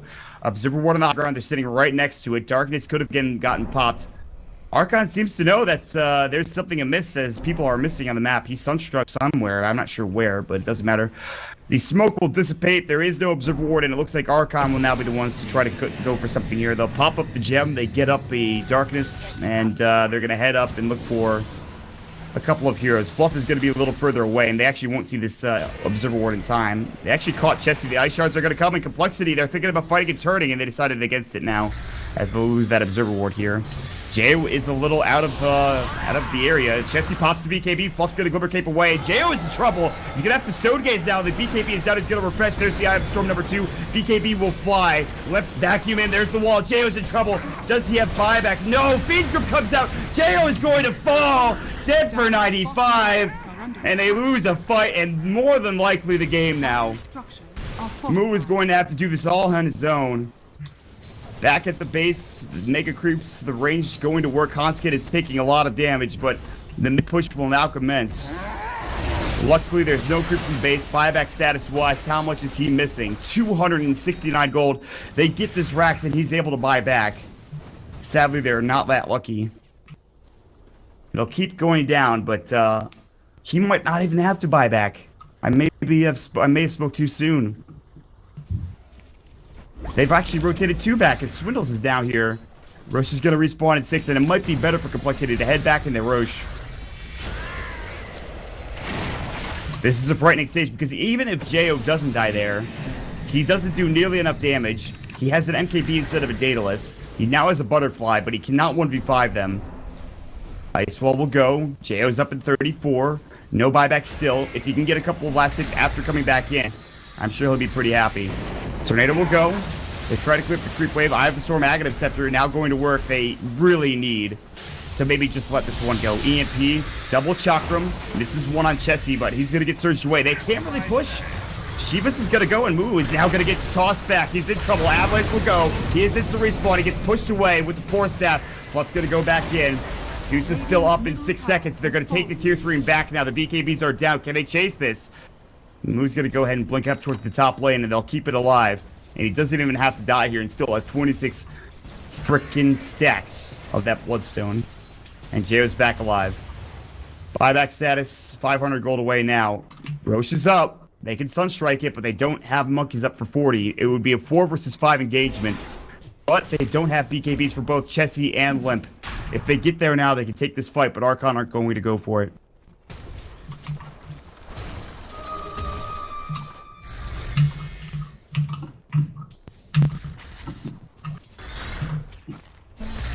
They know this is happening, and Roche is falling very quickly, and I don't think they can take this fight before Roche is going to go down. They need to get everybody there. They don't have the Tornado EP, but here comes Moo. Maybe they do have what it takes. And Roche is almost certainly going to die by the time they get into that pit. Buff Looking for it. The BKB will get popped up, and there's the Aegis going their way.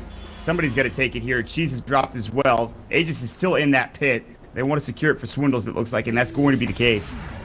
And if Monkeys had not died, there's a good chance they can take that fight. And maybe even secure themselves an Aegis. Probably the game if they kill a couple of heroes. Jo now does not have his buyback still for 70 gold. No, do not take that farm fluff. That is his. Now there's the buyback.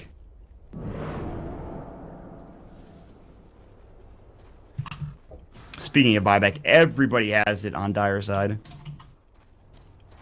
compLexity, despite being a racks and a half down, do not want to be denied. And Moo is trying his damnedest to carry this team. He now has 5,000 gold, more than enough for buyback, plus an extra item on top of it. I don't even know what you go for. Do you go BKB? Because, like, that might not be a bad idea. I think you still need Blink for sure. Obviously, keep your Bloodstone, you keep your Hex, you keep your bots. Maybe you might actually be able to put your bots away, pop BKB, and then get him back. Is Fluff going to cut the creep wave? You do not want to lose this gem. He does not have a TP scroll. What is he doing? I don't know that he's there, thankfully. This is such a bad spot to be in, though. Oh, my lord.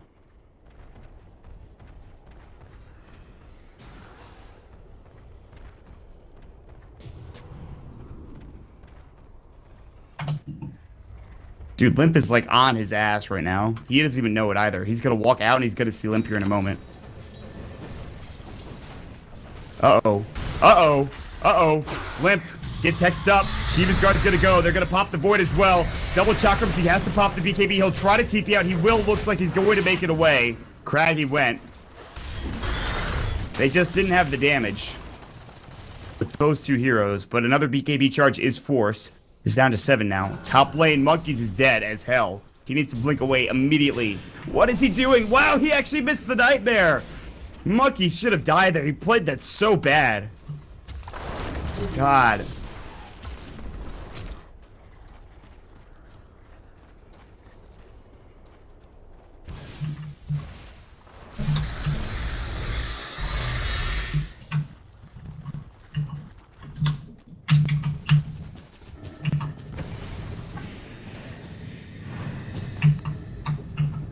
4.9k now for Jo, still with 2,000 surplus. There's a ward there on the high ground. Fluff has not spotted it with that Gem of True Sight. Now compLexity will walk down and look for another fight that they maybe could grab.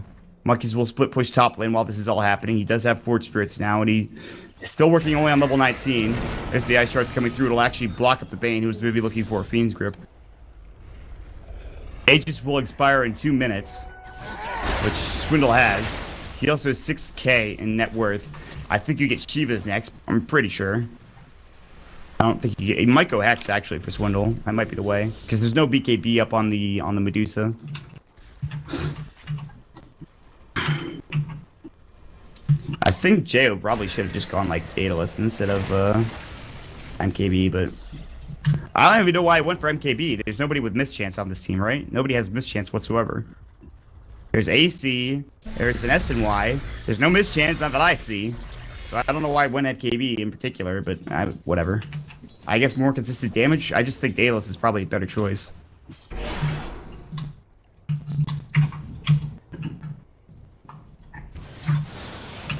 Alacrity on the Forge Spirit. We've hit the 65-minute mark of this game, and I wanted to work out too. That ain't happening. Jesus.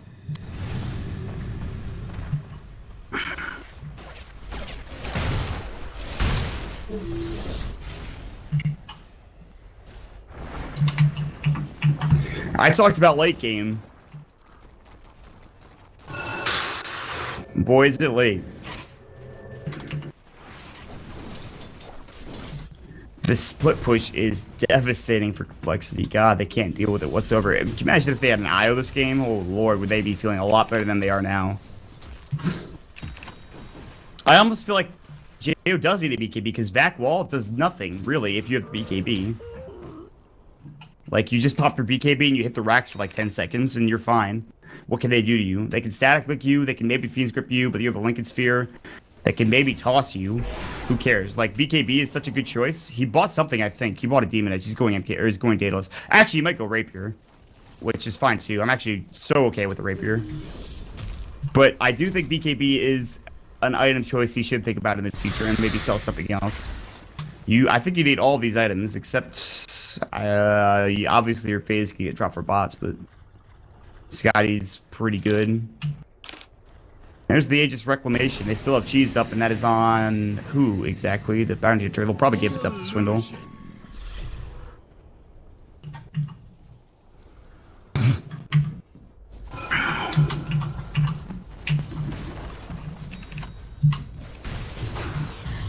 They get the Hex up. They were waiting for Limp. There's the Ice Shard. They can maybe get a Snowball, not in time. Limp pops the BKB. The Walrus Punch will go. Avalanche flies. The rest of their squad is coming, and Whitebeard just kills himself on the Tiny. That was a terrible effort. They need like 3 heroes, and for some reason, Monkeys continues just not in the right place, I feel like. Or, I don't know, maybe it was just like, okay, we can kill him with 2. We can kill him with Moon Whitebeard, but that, like, I know what they were trying to do with the lockdown coming in, but it's so difficult. They forced another BKB charge. I guess that's not that bad with 6 seconds now. I mean, that's pretty good.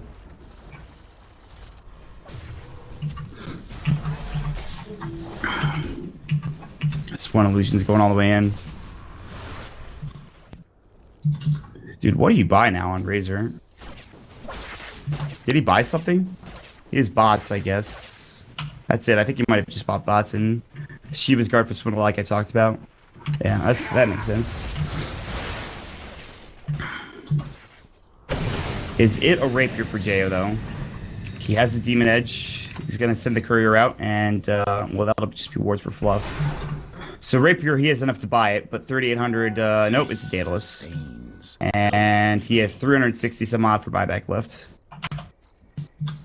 So actually, he just needs to farm a creep, and then, I don't know what he sells here. Do you just drop the...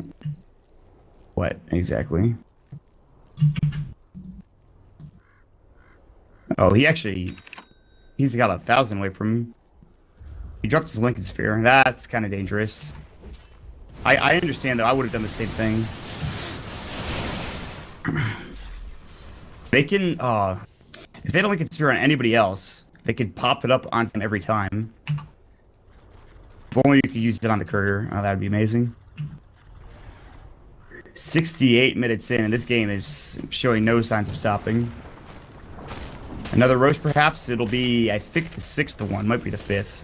I'm not sure. Oh, God. Oh, Lord. He should be dead. Oh, he got the vacuum. Oh, my God. The tornado. He's got Blink. He's going to Ghost Walk out. They have the gem on somebody. Monkeys is blinking 3. Avalanche will go. They actually just barely hit it. The Iron Shell sticking right next to him. They toss up, and they're looking for him. They won't find him. He's going to blink forward. He's going to blink further into the tree line. I'll try to TP out. He actually will make it away. That was way scarier than it should have been, but actually Whitebeard is kind of in a bad spot. Forcing himself out was Fluff as well. He's heading out. There's a darkness. Meanwhile, top lane is getting split push yet again.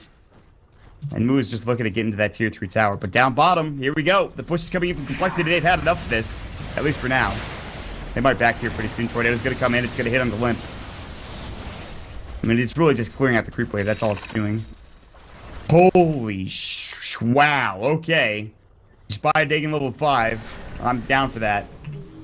If they can lock somebody down quickly enough, they can easily burst him with a Dagon 5. Actually, only under 800 burst damage, but still. Refresh Orb's gonna go there. There's gonna be the Dagon pop. They force him in. He has to pop the BKB. There's gonna be the Scotty going. The Glimmer Cape. The Sunstrike. It's just enough. The Stone Gaze. Hot's getting in trouble as well as Z-Freak. They get the cheese. They popped it down. They dropped it for Jesse, but he just leaves it behind. They're going to lose 2 heroes. They almost lost a 3rd as Jesse will go ahead and TP away. He makes it out. Holy crap. They just gave a cheese away for nothing. I actually was thinking about that. I was like, what if they just drop the cheese and they give it to somebody else? Oh my. Oh, he actually, the Bane got it. Okay. Ooh. Somehow the Bane got it. All right. Well, then it's not as bad, but Roche is up. It's time to go. And compLexity are going to lose yet another Aegis to Archon.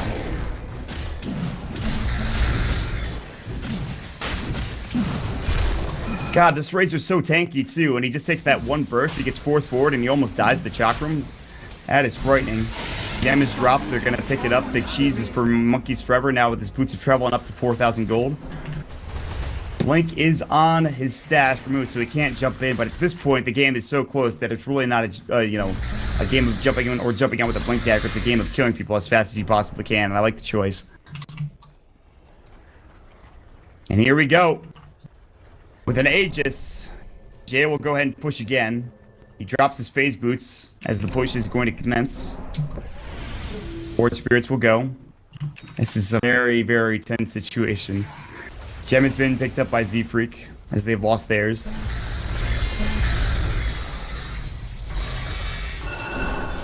Alacrity up for Jay. He'll walk to the high ground. The track will fly. Blink out. Split shot should be used. Static Link's going to go and will lose 84, 90 some odd 100 damage. Still has 200 of it though. X up. Taken. Gets Lotus Orb. That's frightening. That's the potential. Oh no, this is the worst time for this to happen. They have to back. That sucks for Archon.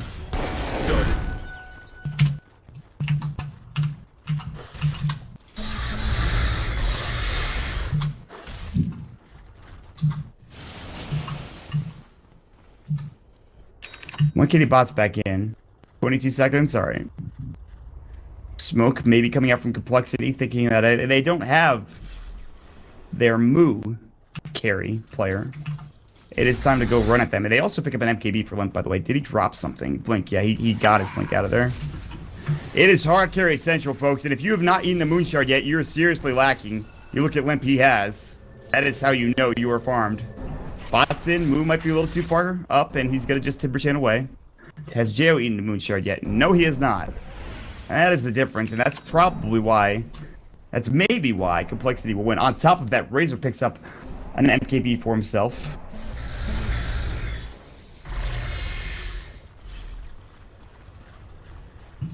This is super frightening.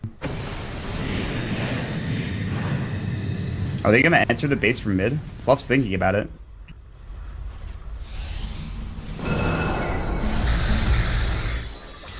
They're bashing their head against the front door. Meanwhile, Limp takes a lot of right clicks. The Lotus Orb will go. AP flies. Static Link doesn't really reach that much. It's only 49 damage. Look at these illusions. Pound. Chessie. Chessie has to BKB and run. Jayu is just manning up on them. There's the Hex out. Limp in trouble. Does he have buyback? Absolutely. And he's going to barely live here, but only for a moment longer. Hanski will go down. He'll have to buyback. Swindle. His back wall will come through, and this might be what they need. They have to kill these illusions quickly, and they'll do just that. There's the refresher. Another back comes in, but not the wall. They get the Peace Grip on Moo. He does have that Boots of Travel. He has his instant respawn, 9 seconds. They will not get the Rex. They force the buyback out of Limp. Chessie will stay alive. They're chasing. They're on pursuit. They've lost Whitebeard. Jo doesn't have his boots. He's in trouble. They have to help. Moo's going to TP in. They're going to look for a Hex. They find Swindle. Now Chessie. They pop the BKB for Limp, and Jo is going to try to fight this. He does have his Aegis ready to go. Chessie's in trouble, not dead yet, and Jo's trying to bring him down. There's going to be the wall. Monkeys is dead. They've lost him again. They've lost Moon one more time, and Jo will fall, looks like, as well. Vacuum back in. Cheese has been eaten. They lose the Radiant Courier, which had so much on that. The Lincoln Sphere, as well as Phase Boots, and Fluff, as well as Monkeys, will be the only one to survive. He just bought back. compLexity are going to win this, it looks like. That's unbelievable. Dire's middle tower. What a turn of events. Moon now only up to 13 Bloodstone charges. He dies twice in a row, a dieback.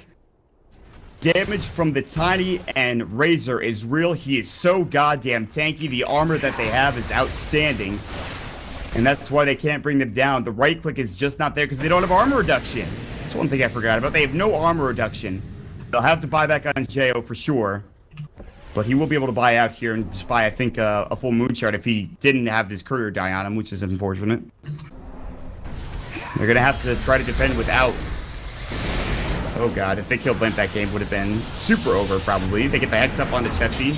Lotus Orb's going to come through. Cold Snap is going to get popped. There's the KB. Now Monkeys is in trouble. He gets the Lotus Orb. Anthony KB and Ghost walks away. They have to back now. They can't fight this. They still have yet to buy back on Jo, and they're still defending easily without this. They see the ward there. It's going to get dropped down, and it's going to get destroyed. Maybe they won't win.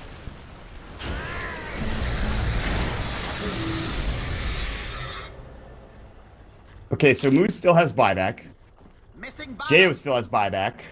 Whitebeard should have buyback. No, 605 gold away. Fluff should have buyback as well. But on the Dire team, no buyback for Limp. No buyback for Hanskin. They need to kill Chesty, and Swindle is the biggest issue, right? Like, I believe that is absolutely 100% the biggest issue. Jayo's having a tough time dealing with him. Still a minute before he can have his phase boots back and his Lincoln Sphere. Might as well just buy, like, Boots of Travel, to be honest.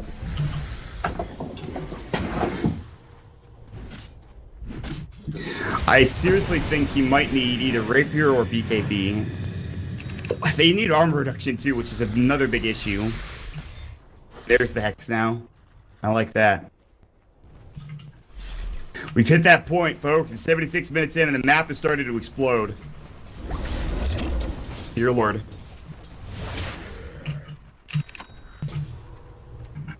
Heaven's Helper now for the Bounty Hunter.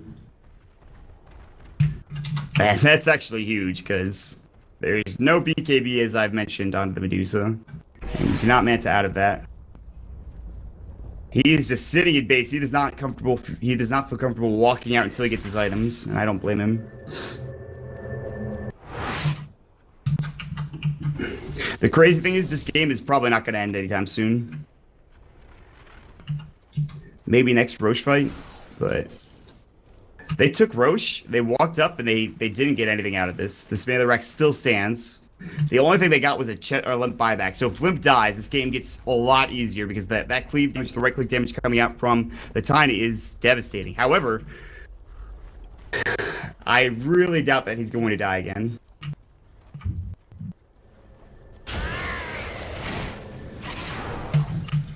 And this is just game number 1. You've got to be joking me.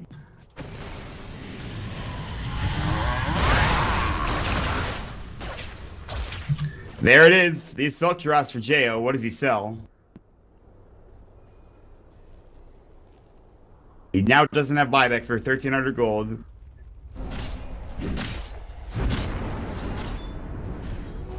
This sustains, good remains.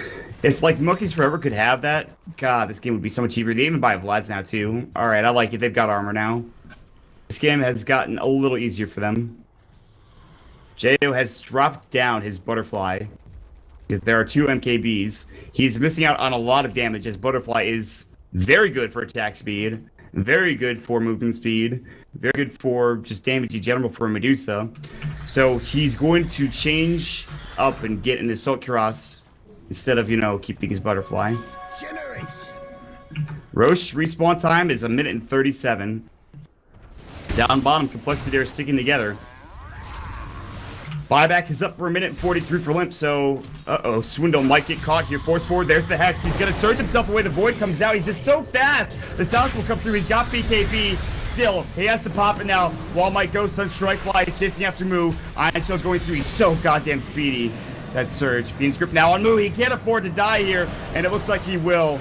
There's the Avalanche Toss. They missed the Tornado coming through. He might have to buy back, and it looks like there's the walls up as well. This might be the game-losing fight for Archon. Deafening Blast will fly. Chesty's in trouble. They don't have vision. They can't fight it with the Glimmer Cape. And Chip's going to come in as well, and Jayo's going to have to try to do this all on his own. Toss back up, and now Jayo's in trouble. Do they buy back on Moo? They don't. Swindle is going to town. They're looking for Whitebeard. He'll knock it out. The Nightmare will come. Force away from Fluff and compLexity. They do it again. They find another fight. Fluff will almost fall here. The Enfeeble. He doesn't have a TP scroll. He's going to have to walk all the way back home, and Whitebeard is just trying to stay alive. The Glimmer Cape will go. He'll try to juke his way out. The Avalanche misses. Can he get his way out with a Blade Dagger? Perhaps. They don't know where he is. They do now, and they'll find themselves another kill. And Jayo doesn't have buyback. Oh, that's game losing. Moo will have to use his. They're going to take this Rax and maybe go straight for tier 4 as Moo will actually save his buyback. Tusk will go ahead and get back into the game. EMP will try to stop this. Can they push to the base? Fluff is just, I don't know what he's doing. Roche is respawning. Get the Aegis. That's the safe play, compLexity. Don't go for the buildings. They're going to TP back home. And without Jayo for 42, there's a good chance they can take this Aegis for, I think, a 6th or 7th time. And Roche has been killed.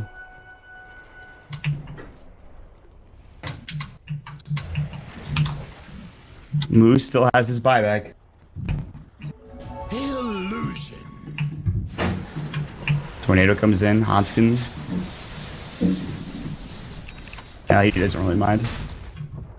Double bots 2 been picked up. Swindle. He is the most frightening hero in this game right now.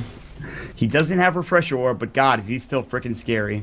Limp's in the Roche pit. Jo has respawned. Does not TP out. He has to just walk down bottom because he doesn't have Boots of Travel yet. For some reason.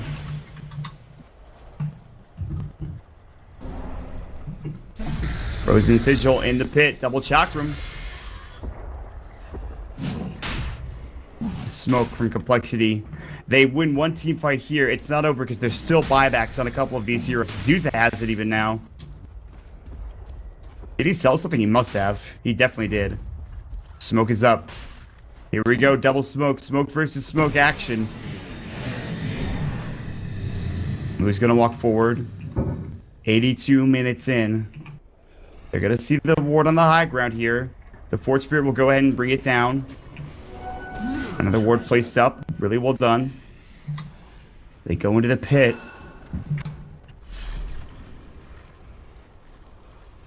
They're deciding. Chessie is spotted. They're all spotted. Really, look at this vision coming out from the Radiant team. They have such good map control right now. They see exactly where compLexity are going. They're backing up. There's no dire ward here. They're just going to give this away. Jo has to come back. He was just farming. Creeps.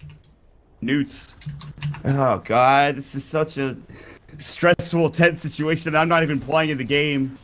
And it's not even lower bracket. It's just the upper bracket first game. Please never pick Medusa again, ever. Uh-oh, here we go. They're pushing in. compLexity are going to go high ground here. They have to TP back home. They'll send up Moo. He'll do the most work here. He already pops that. The Glyph's going to have to get popped, and I love this play from compLexity. Ice Shards will push them out. Chessie's kind of locked in. The Meatball's going to go through. There's the Shiva's Guard. The Hex up into Chessie as well. Stop him from doing that damage. Definitely applies. compLexity's left in trouble. Glimmer Cape, do they have vision? They don't. Where is Fluff for the gem? Why do they not have detection? That's the 4th kill they missed. Swindle pops the BKB. That wall. It's going to fly. Jo almost walks into a White Bearded trouble. BKB for Limp as well. No refresh for him. Time to back away. EMP, this is a bad fight for compLexity, except they're going to get Night Stalker, and he doesn't have buyback. Fluff again is on the backside. Just, I don't know what he's doing there.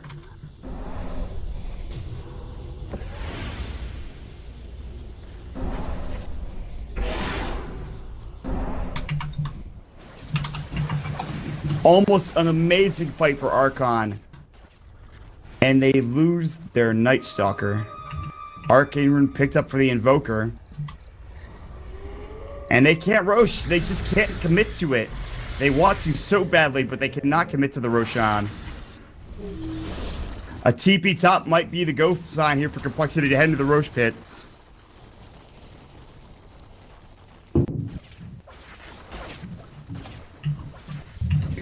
Has everyone eaten a Moon Shard? Still, Jo has not. And he's starting to lack in net worth. Moo is still up and ahead, but... I mean, his mana regen is 44 point... Oh, there it is. That's the Rapier coming out. Will he sell the MKB? He drops the Manta style instead. He is a pure right-clicking machine. His stats are going to lack, but boy, is he going to do some damage. But who's in the Roche pit but compLexity? And because Fluff has died, and because Jo TP top lane, they will give away an Aegis and a Cheese once more to whoever may want it on compLexity's squad. Aegis picked up for Z-Freak, Cheese picked up for Hanskin. I guess it's not that bad because their big cores aren't going to be grabbing it. And this will give at least 5 more minutes to compLexity here. And then maybe try to go for a push. They can't push high ground. It's so difficult to push into this Timber Saw. Oh my lord, this game's never going to end. Flesh sustains, gold remains.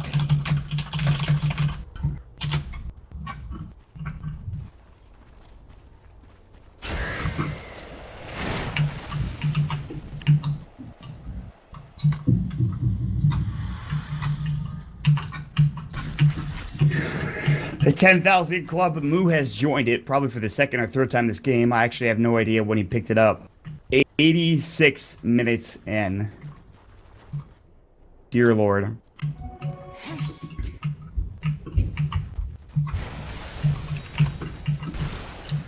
Refresher has been picked up for the timber saw.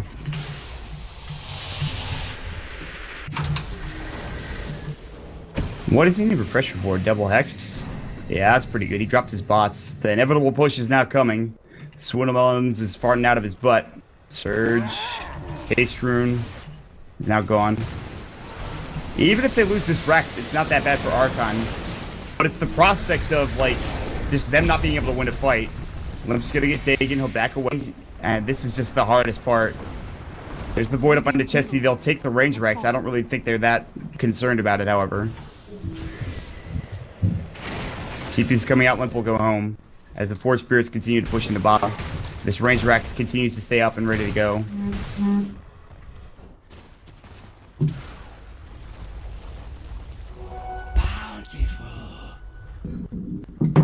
Actually starting to get really hungry now. Started this game roughly around 4 o'clock, 5:50.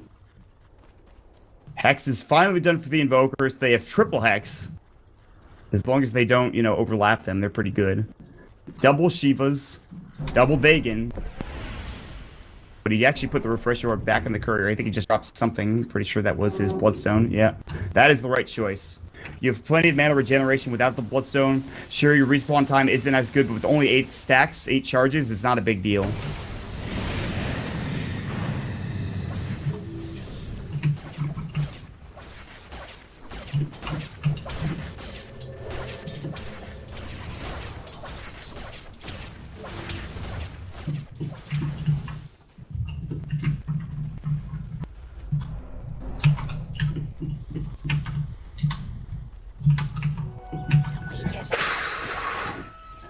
Jo now will have buyback, as he has been 6 slotted a while ago. God, he could really use Moon Shard. Holy crap. That's the one thing he is missing. Double damage rune. That's a game-winning rune if I've ever seen one.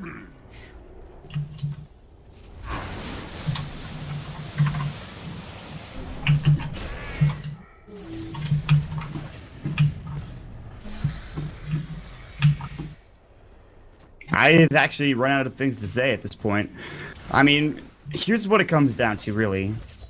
compLexity push high ground, they win a fight, they win. compLexity push high ground, and everything that's been happening so far this game, they're going to die, and then they're going to be put on the back foot. And then it comes to, like, neither team can push high ground. Archon can't do it, compLexity can't do it. Archon can do it a little bit better now because they have Blast and AC. They really could use a BKB on, like, 5 of their heroes. But that's not happening. Fluff is going for a backstab again. He's going to die because of this. He did it last time. I don't know why they keep going for this. I have absolutely no clue. He's the one with the gem. He's, I think, just trying to get vision. But it's such a bad play when you don't have a TP scroll.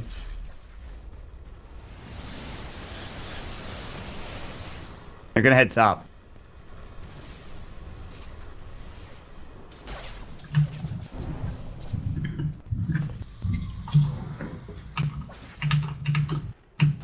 Did they see? Oh, they did not see Fluff. They barely didn't see him.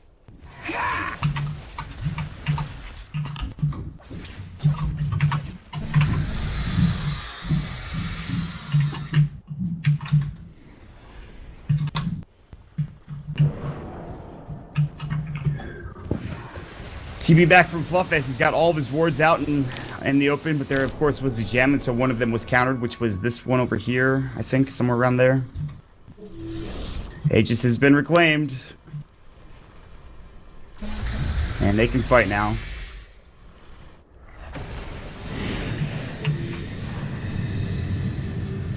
Now it's getting to that boring point where we're just sitting back and waiting for something to happen. No one wants to make that first move.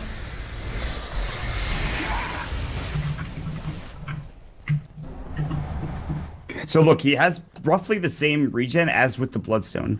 40.2, which is very quick. You're getting more than 100 mana every 3 seconds. And with 2,763 mana, it's pretty quick to regen. I mean, as long as you don't blow your entire load within like 5 seconds, which is almost physically impossible, you're probably fine. Here we go, the push-up. They'll drop the ice wall. This could be the first hex, but he surged out. They have to find a way to deal with that surge. It's very, very good. Chesty will pop the BKB. He'll refresh and pop it again here in a moment. Look at the damage coming out. Now they definitely blast Walrus Punch. He's in trouble. He'll swindle. He might have to buy back. Swindle pops his own BKB. He will get tossed away. Lit might not be so lucky. Another day, get another great surge. Swindle. BKB is going to end here in a moment. They should chase after him if they want anybody. They see where he is. They know exactly. They're looking for the chase. They're going to find that other hex is coming out. Now they get the Chakram. Swindle's in trouble. The Chakram. Great nightmare, but the tornado will fly. Wait, where did he go? That was really weird. I don't know what happened to him for a moment, but he actually got out. Now they might lose another. Hanskin is able to TP away. They'll have to buy back on Chessie and almost certainly on Swindle Melons.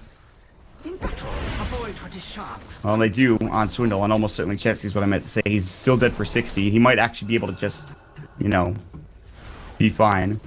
Swindle still has double ults, but if he dies again, be game losing.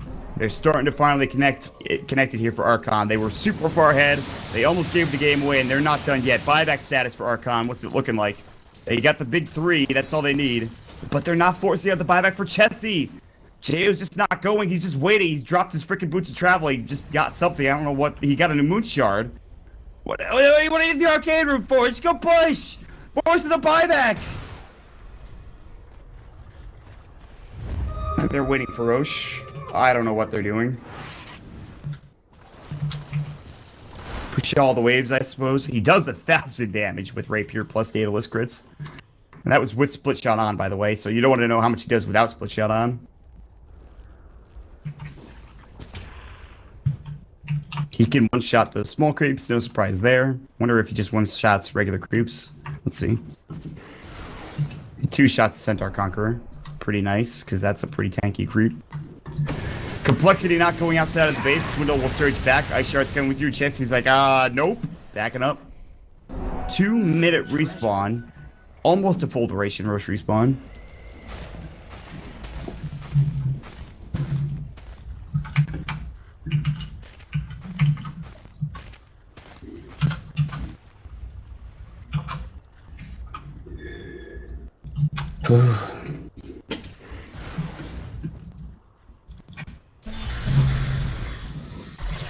Hey, it's just gotta be another Roche. That's what we're waiting for. What does he drop? Did he just drop his boots of travel for his Aegis? That didn't really work out the last time. And who gets cheese? They already have one Whitebeard. Pretty sure it doesn't stack. Refresher now for the Invoker, so he's got his combo at already. He's finally almost level 25 as well.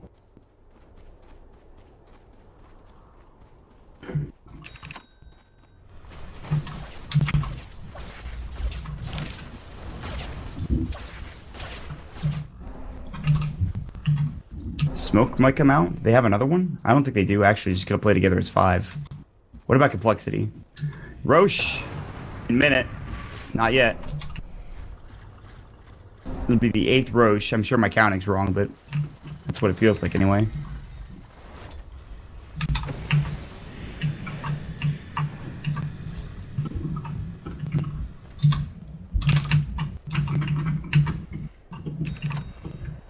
"46 seconds. God, if they were there. If he was up right now, they would have taken it, no problem. Jay would have just destroyed it. Instead, you have to wait for the Frozen Sigil to scout it out, and then they'll be able to go into the pit and say, hey, how are you, Roche? Give me that Aegis and let's end this goddamn game. But that's probably not going to happen. First of all, if they had 2 sets of racks, I'd say this game gets easier, but they only have a set and ranged racks.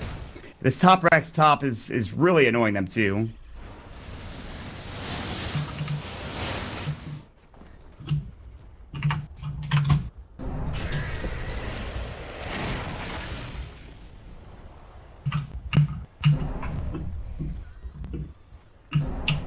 Smoke up. Oh, I love this play. This is such a good play. If they can find somebody, do they just go in the base? There's no... They could just go in the base. There's no tower there. Just go in the base. If they could get an ward up on the high ground. Oh, Fluff is just... Oh, he's living dangerously, baby. Okay, I'm up the high ground, guys. There's nobody here. Let's go, Roche. Darkness popped. Look at him inching forward. They're like, okay, well, I mean, that didn't work, but I mean, they're not over here. How much HP does Roche have? 19,000. Okay, maybe. So he does 1,000 a hit. That's 19 hits for Jo to kill Roshan. Well, that's if he crits, I guess. So he actually, it'll probably be about 25 hits for Jo to kill Roche alone. It's 19,000, I guess, plus he has a lot of armor. Suntrake did a decent amount, I guess. Let's take it. It's time. They're gonna go for it. They've hemmed them in their base, and here we go. Roshan falling very quickly, and compLexity do not have the tools to deal with it. But they're gonna take their chance and hope that Archon will again fail a push, and they'll be able to win a team fight off the back end of it. Jo will take the Aegis. He'll drop his boots and travel down. He's still very slow. The courier should come and grab those. The cheese is here, which will be grabbed by Whitebeard. It does stack. Okay. Boots of Travel 2 have been purchased up for Jo, but he's going to have the courier follow him around and hopefully be somewhere here if he loses his Aegis. He does have buyback, and speaking of that, everyone does except Swindle, who was forced to in the last team fight. He's down for a minute and a half, and if they can kill Swindle, I don't know if the game's over, but boy, does it get a lot easier.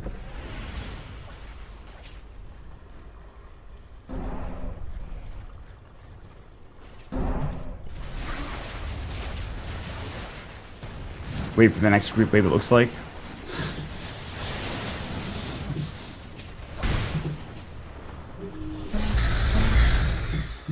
Can you imagine how this game would have gone if they didn't have a bounty hunter?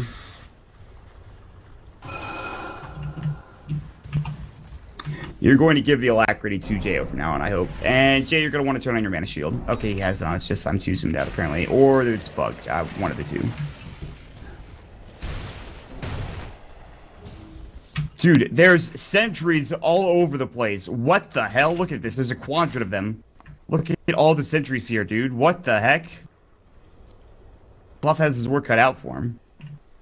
I do not understand that, but I guess when you're just like, okay, well, I have, you know, I have freaking 15 sentries. The bounty hunter is rich. Oh my god, he's more rich than God. Jesus.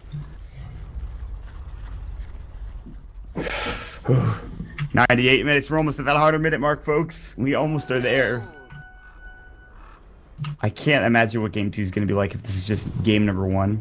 And they will not push in by the time Swindle has his buyback up. And everyone in the game has buyback. And there's got to be not a game 1 unless somehow Jo can do so much damage that they win off the back end of that. I'm literally facepalming at this point because of how stressful this game is. I can't even imagine for the players how they're dealing with this right now. The intensity, the knowingness that the one wrong move could cost you the game, but it hasn't so far because, you know, I guess this game is just meant to be played out forever.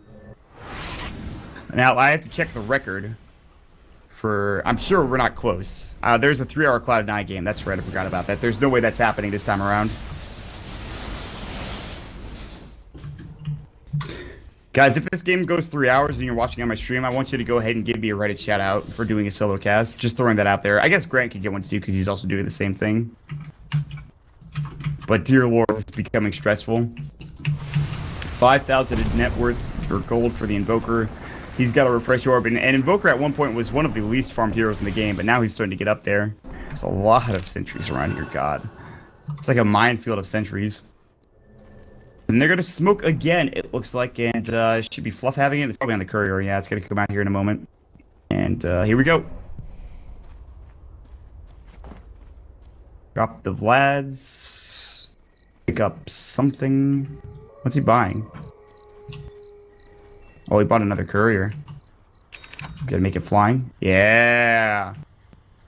2 couriers. He puts the smoke and... Observer Ward, and they get the boots of travel for Jo on the other one, I believe. But it's not coming with them.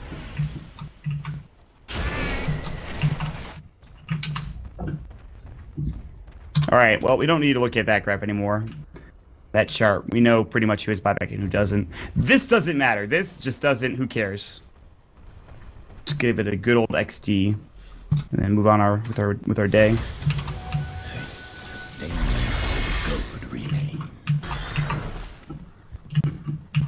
Oh boy, Whitebeard. Forces out. He makes it away. Oh, the smoke. Oh, boy. Man, that tornado goes forever, dude. Time to back up for Archon. They're playing on the back foot with an Aegis, which is going to get reclaimed here within like 40 seconds. Draw. Yeah, that's yeah. XD.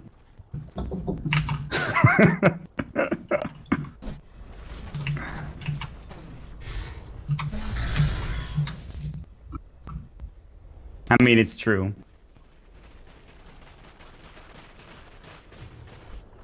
Oh, I really hope they don't do that.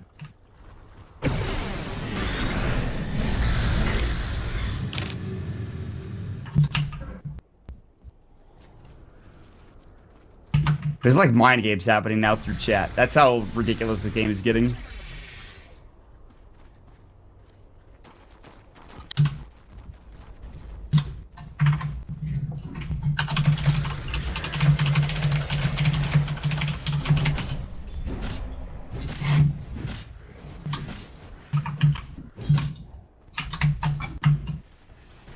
That is a satanic. I did not see that coming, but that's a pretty huge item. Fluff has a Vlad's following because he's trying to ward up. Dude, there's sentries everywhere. They actually all just expired, by the way. There's only one sentry left and it's about to expire. See ya. So Jo has the Moon Shard.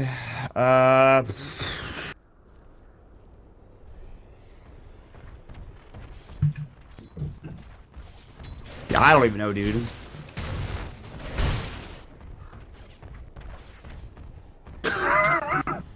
That'd actually be pretty cool. But not doing a professional game that is not necessarily your tournament life, but pretty important. Dude, Digital Chaos are watching this, they're like, you've got to be kidding me. Can we play our game now? They're like waiting so long.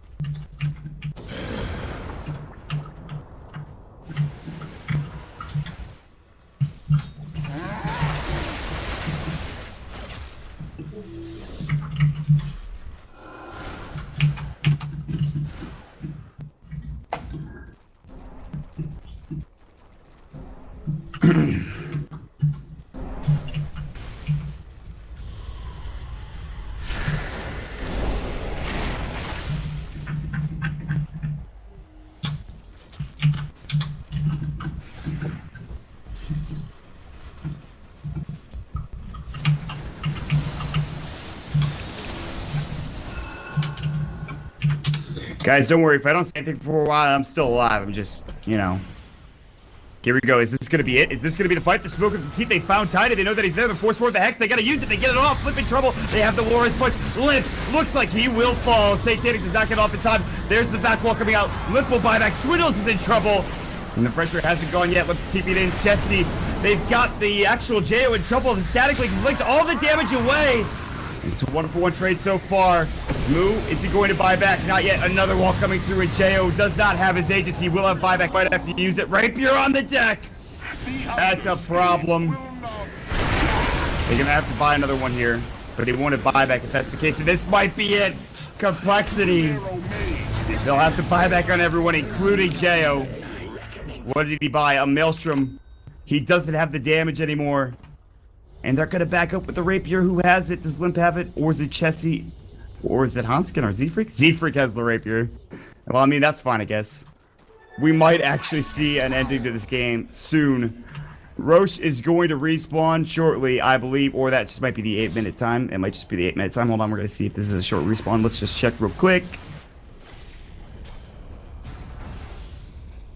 There it is. Roche is up at 105 minutes and 20 seconds.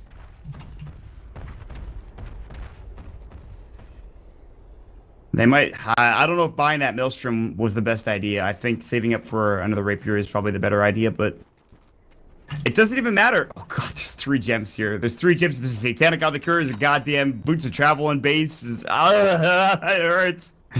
Oh, it hurts.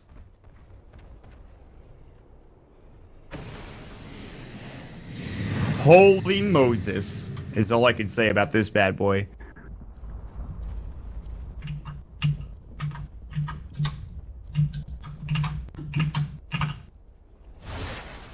Have they taken any tier 4 damage? They have. This tier 4 is actually really low. Oh, Butterfly! Did he sell his MKB? No, he still has it. Okay, that's fine then. Moon went down very early in that fight. They did buy back for Limp. They bought back for 3 on Archon, so looking at the buyback status, it's just Limp. They're in a really good spot still. If Limp goes down, maybe this game changes complexion, but my lord. Miller's about to come out for Jo. He just needs the, I believe, recipe, which is 900 gold. So yeah, he just about has Mjolnir, but he's actually carrying the 2 cheese instead, which cheese is super good for Medusa, and here's why. It's instant. It gives you not only full health, but full mana. And you know mana is good on Medusa because of, obviously, her mana shield. So having 2 of those is pretty good. There is a 40-second cooldown, so you can't just pop them willy-nilly. But it is a thing that you can use. Mjolnir is now done. She's going to carry it with her, probably pop up the static shield, and she's going to carry. Just keep the courier with you, I think, right? There's no reason not to. That's the other one. This one has the cheese. It's going back home, which is not good. Stains. Good remake. Right now, this game is a playground for the players to exhibit their excellent Dota skills and to make casters miserable. To be fair, I'm actually having a great time, and I hope you guys are too. But yeah, I'm sure somebody's actually just pissed off right now.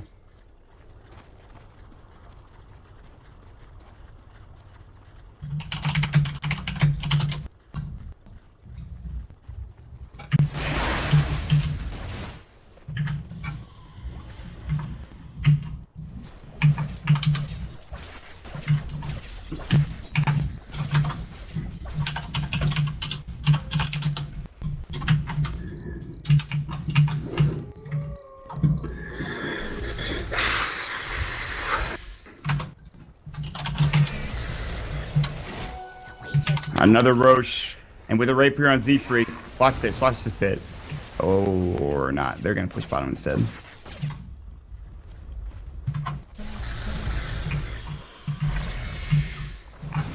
Jo is now farting out of his butt with flames. The Mjolnir continues. Fluff has been scouted. The courier to get vision. Another courier with 2. No, that's the one with the satanic.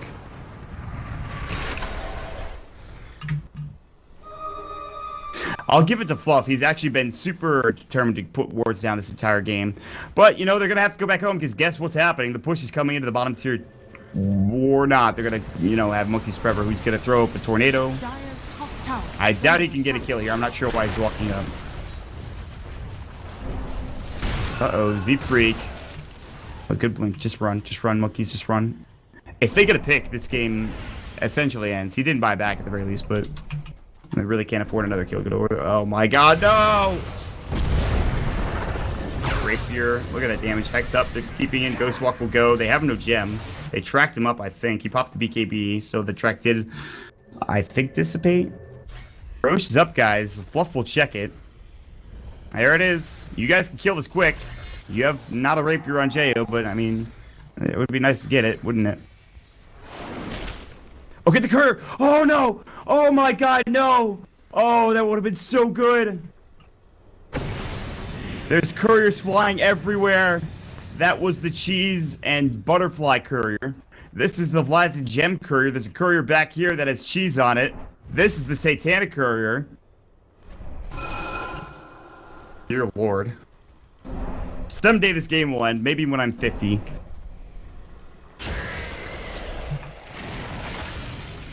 Alright, the push about to commence yet again. compLexity looking to group up mid. They have Z-Freak still with that rapier, now with the Lotus Orb, as well as the Helvin's Halberd. Limp is going to go ahead and just still have the satanic on the courier. They're thinking about pushing mid. I like the play from Archon. Somehow they know. Somehow they know. They might have seen the smoke from somewhere.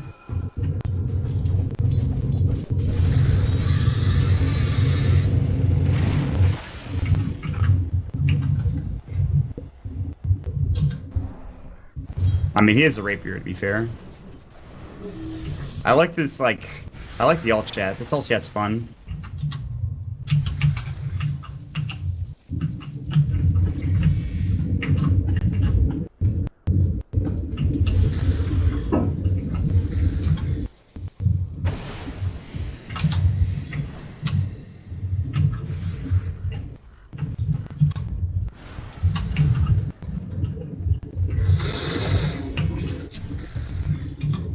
Roche has been up for, I think, 10 minutes, and they haven't taken it yet.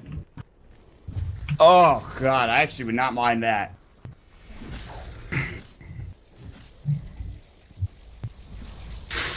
God.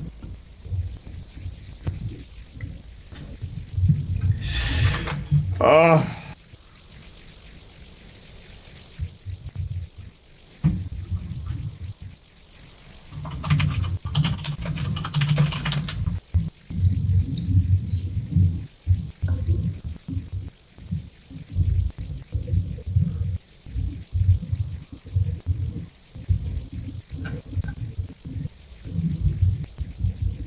Hello, everybody. My name is Mott. We're currently paused. I hope you're having a great time, because I know I am. Shouts to 111 minutes games, because those are really fun. I'm actually having such a good time, but it's very difficult doing this right now, so I'm going to go back to the other game. Or back to the game.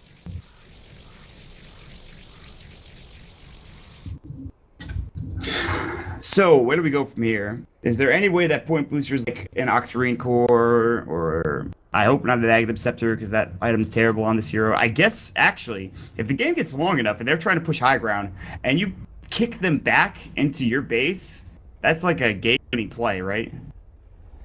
Thank you for the sub, National Weather Service, appreciated.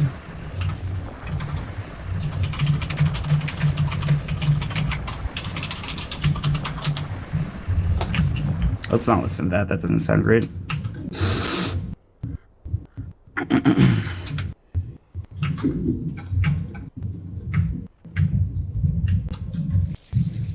Where do we go from here?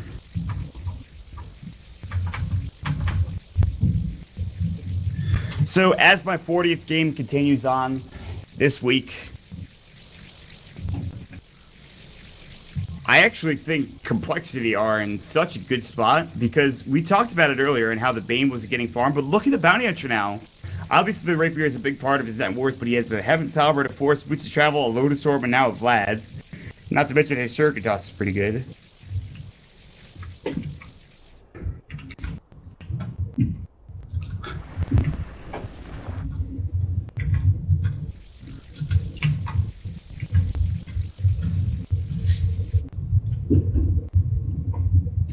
When the game's paused like this, it actually almost looks normal. Except for like the sparkles that are randomly placed around and...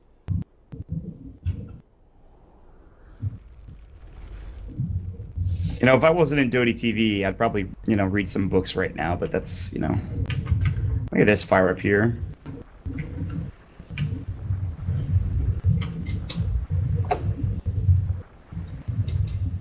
Is Rose just, like, not even, like, worth it at this point because, like, you don't have slots for Aegis?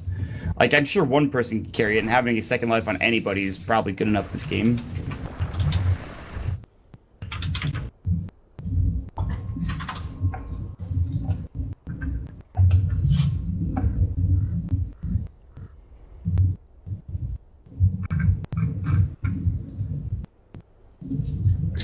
Alright, are we going?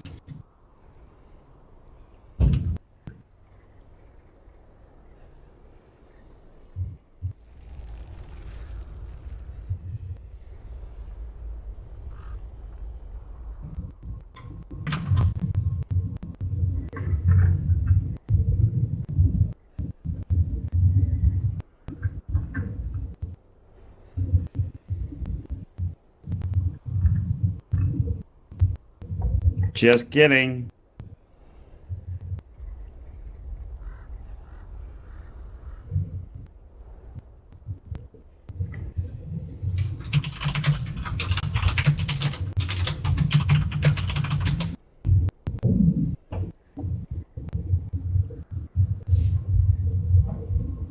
I should have gotten up during this break. I feel like I made a mistake here.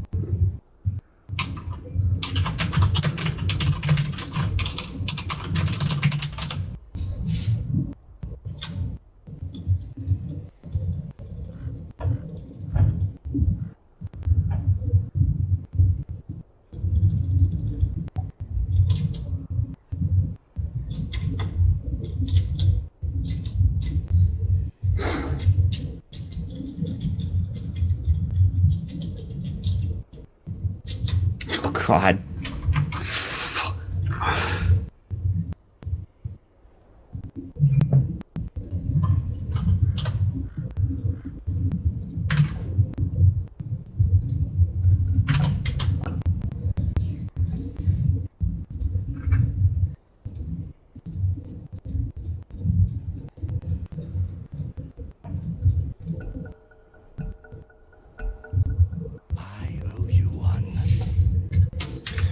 All right, well, we did it, everybody. We made it. Oh, God, that's not what I wanted. We made it back into the game, and we're going to keep moving.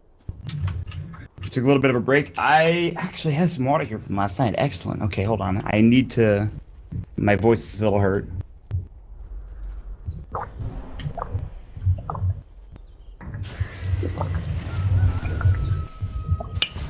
That is the sound of me chugging water. I do apologize. I probably should have drank that during the break.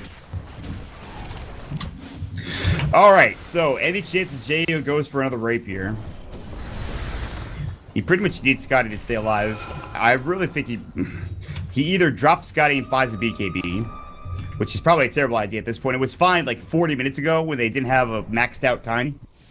But now the Tiny and Chesty can absolutely destroy him. I feel like Scotty's probably the way to go. Still has the Assault Cuirass, now has the Moon Shard, and I mean he still does a lot of damage, don't get me wrong. Gold is a But great conductor. the rapier was really helping him.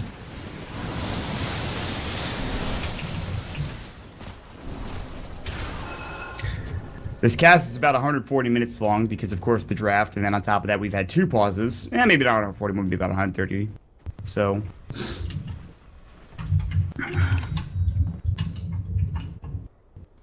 Moon Shard time for monkeys.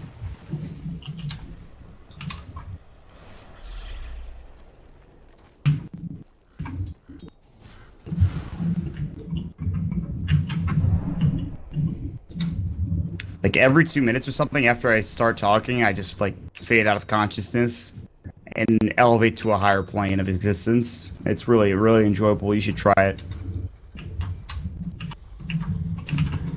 Archon, well, they're getting there. They're not quite at that secondary level. Jay was got 4,600. It's 6.2 for a rapier plus buyback, which is what does he have? It's 2,745 for buyback. So that's a lot. Moo was owning this game earlier, and now he's like, because nobody's fighting. This game is 140 minutes. There's only 60 kills. I've seen 20-minute games that have had 100 kills in it. Hell, compLexity was one of the teams in it. All right, here we go. Archon, can they find a kill? No smoke. They should probably use one, though. I really think you should drop that Maelstrom Mjolnir down when he gets his rapier, which is in 4,000 gold because he needs to have buyback money because I've already talked about that before. Nobody's going to take Roche. This part of the map, nobody cares. Who cares? Nobody cares. XD.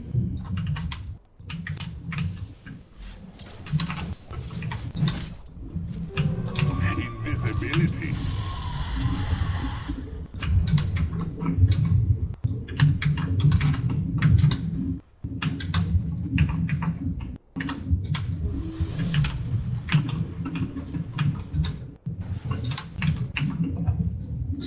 This is a potential kill. I mean, I kind of wish they could, like, backdoor, like, either team. Pretty sure Tiny can. But they really have to push the waves out almost every time. Monkey's like, I really want that rapier, man. I feel it. I feel it. I know he wants that rapier, but it's not worth it because oh, the courier! The courier! They see it! Go for the courier! The courier, monkeys! No! What are you doing? Oh, my God. Monkeys. You could have been a hero. Whatever. Space created. J.O.'s almost got his rapier again. Seriously, he needs to buy another one. Like, I'm almost positive that this game is not one without a rapier on a courier. Or rapier in general, rather. Go ahead and check that Roche pit, Fluff, real quick. Yeah, nobody's in there. Yeah, God. Son of a... Bane... Dude, how about an Ethereal Blade for Bane? Against Jao? Oh, God, that would be sick. I'm surprised there hasn't been an Ethereal Blade earlier in this game. You pop up an Ethereal Blade and you, like, give it to Tiny. Boom. Well, probably not Tiny, unless he's, like, really getting focused down. Like you surge them back, you Ethereal Blade them up, you force them away, and boom, you're alive, you're fine. compLexity just, like, they need that. And Archon could do the same thing. I'm surprised there's no Ghost Scepters in this game for anybody. I guess the Whitebeard's like, I'm tanky enough, I'm fine. I have a point booster, I'm good to go. He's even gonna get the Aghanim Scepter, are you joking? This is like one of the worst items, but it's so good if you're pushing and you can kick somebody back, or if the team is pushing against you, you can kick somebody back into the base. It is a pretty far distance. Finally, by the way, I will say compLexity will take Roche again. They'll take the Aegis for Bane, the Cheese for Z-Freak, or the Courier, which is now 2 cheeses up.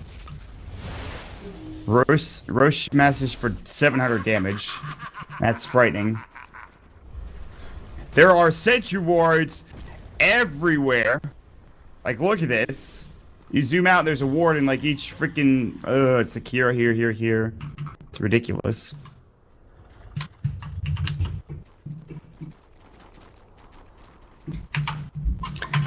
Okay, Demon Edge for Jao, so it looks like he is going to be going for the Rapier, but he's not very close to that relic.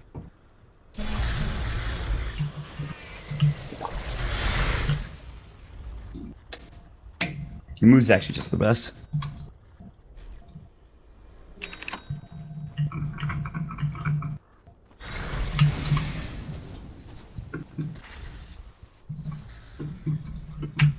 I just like how the Vlad's following him around Fluff. As if it's going to matter. Uh-oh! He's gonna lose that Vlad. He's gonna sail it on out of there. Fluff is most certainly dead. Does he have buyback? He does not. And that is the gem down. Fluff is dead for 2 minutes. If this is the end of the game, I'm gonna lose it. If Fluff is the catalyst for this game to end, I'm gonna flip out. But still, that is a pretty big kill, and they're gonna run down mid with 15,000 gold on the Tiny. Except for the fact that bottom lane is getting pushed in again, and they're like, well, I guess we can't run down mid.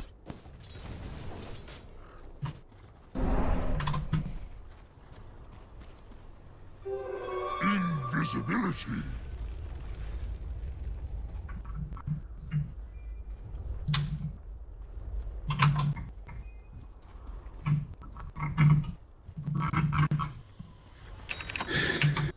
So what's happening, guys? Chat, give me an update onto how you guys are doing, sitting in your comfy chairs, chilling out, having a good time, playing some Dota, watching some Dota, playing some video games. Because Archon right now, and compLexity, how can you keep up that mentality? How can you keep up that type of focus? Which is, we are about to hit the 2-hour mark. 119 minutes and 27 seconds, and unless this game ends within 30, we're going to hit 2 hours. Hell, we might even hit 3 hours the way this game is going. Boots of Travel 2 now done for the bounty hunter, as if he needed anything else in the bank, because, I mean, he has 6,000 gold still. Anybody anything else? I'm pretty sure he did. He has another courier, like, in the shop. It's like, if I ever die, or I have to go back home, just buy another courier and just put it up in... Does Jao have the Rapier yet? He's getting there, but no, he doesn't. He just has the Demon Edge, and I think if they could just try to fight before he has his Rapier, that's probably good. Luckily, Fluff is going to respawn after being dead for 2 minutes, and nothing is going to have come with his death. Jao's desperately just like, I really need this Rapier. Top lane, Hex is up, SumaiL's gonna get caught. He pops the BKB, the Lotus Orb came through, beautifully done, it was a bait. Now there's gonna be the wall up, they're gonna actually just be able to force themselves away, the Shuriken will go. Wall number 1 down, and nobody was split pushing mid that entire time. But bottom, well, that's gonna get taken care of. There's the TP from Jao, he's like, I really want this farm, guys. Who has the Lotus Orb? It was Z-Freak, right? Yeah, so if they can, like, avoid that Lotus Orb onto SumaiL's, because pretty much you're not going to kill him. Even if you get a triple Hex off, if he gets Lotus Orb after, you know, the Hex, it's not going to matter. You know what I mean? Double damage rune is picked up for the Limp Tiny. Fluff is kind of out because he wants to keep warding, but it's going to keep getting counter-warded because there's a gem on the other team. There are so many things I want to know about this game after it's done.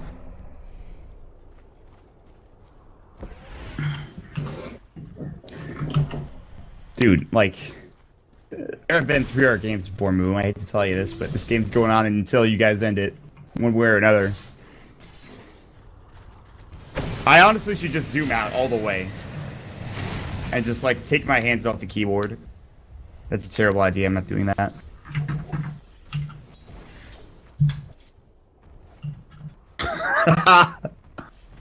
I was born here. You merely adopted the darkness.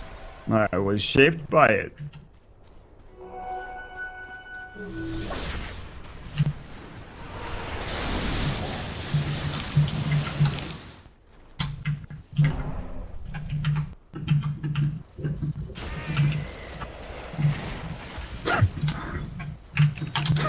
T-Doc Grand dot slut. Oh no! Oh, that was the raiding courier. Oh god, satanic cheese butterfly. Where did that die, dude? Where did that courier die? Hold on.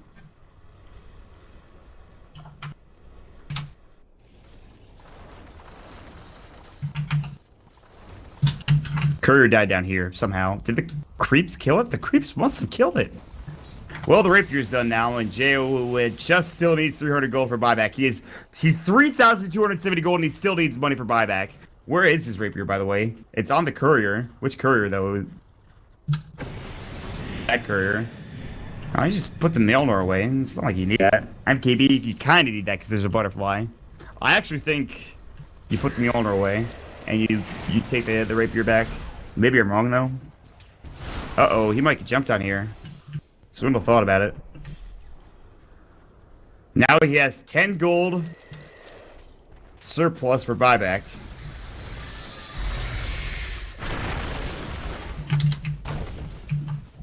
Limp was on his own split pushing. That was a perfect opportunity to kill him. And we have passed 2 hours. We did it. Now all we need to get to is 180, and then we've gotten 3 hours in.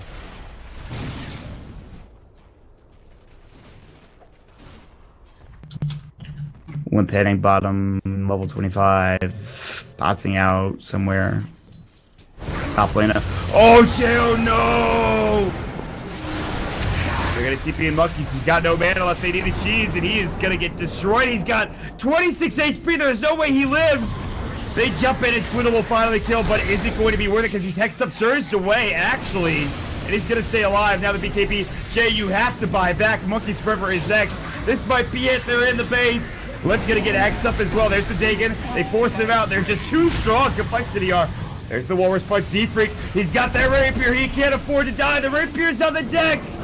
J.O., drop your Mjolnir, dude. It's worth it. Trust me. 2 rapiers. That's the stuff of legends. Chessie. The snowball's coming through. He's got no BKB. The ice shards will just barely miss. They're so fast to track. Monkeys Forever gets another kill on the Swindle Melons. This buyback is so far worked out. Did they pick up the second rapier? Is it just sitting there? Are you joking me? Are you kidding me? What do you need a Mjolnir for? Are you serious?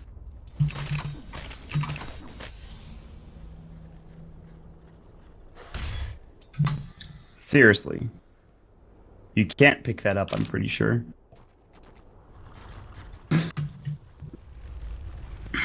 J.O., listen, bud. Just go back, drop your Maelstrom or Mjolnir, and pick up a rapier. That's a Daedalus with 2 rapiers. You're heading for 1,000 without a crit. I'm sure I'm wrong, but, you know, that's just me.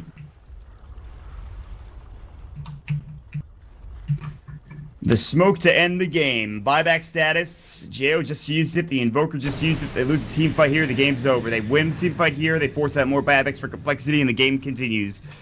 They win a team fight twice. The game's over. That's pretty much how it's been for the entire game. J.O.'s gonna go home for some reason. And so the rest of the team. J.O., please. Please, J.O. Please, get the rapier. It's not worth not having a double rapier. Yes! Yes! Yes! He's hitting for almost 1,000 naked without... And that's with split shot on, by the way. So he is hitting for a naked 1,000 damage. He gets a crit. No, what are you doing? No!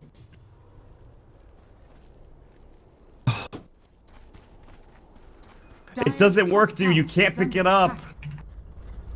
Just use it. Come on. Thank you. You can't put in the courier either, which is, I think, what you're trying to do. Yeah, I think he's just putting it in the base. Okay, that's fair. He's gonna put it in his stash. Ah, okay. Well, that's kind of nifty. I mean, I don't know what that gives him, though.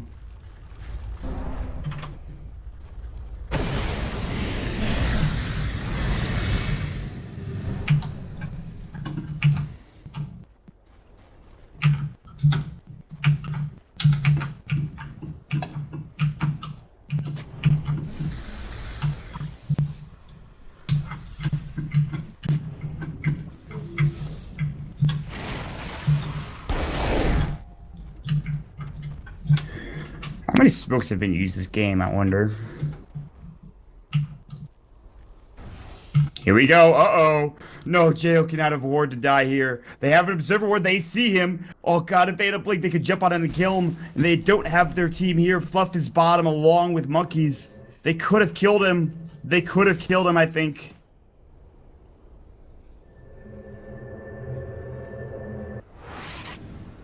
Fluff says, screw it. Alright, CP scroll.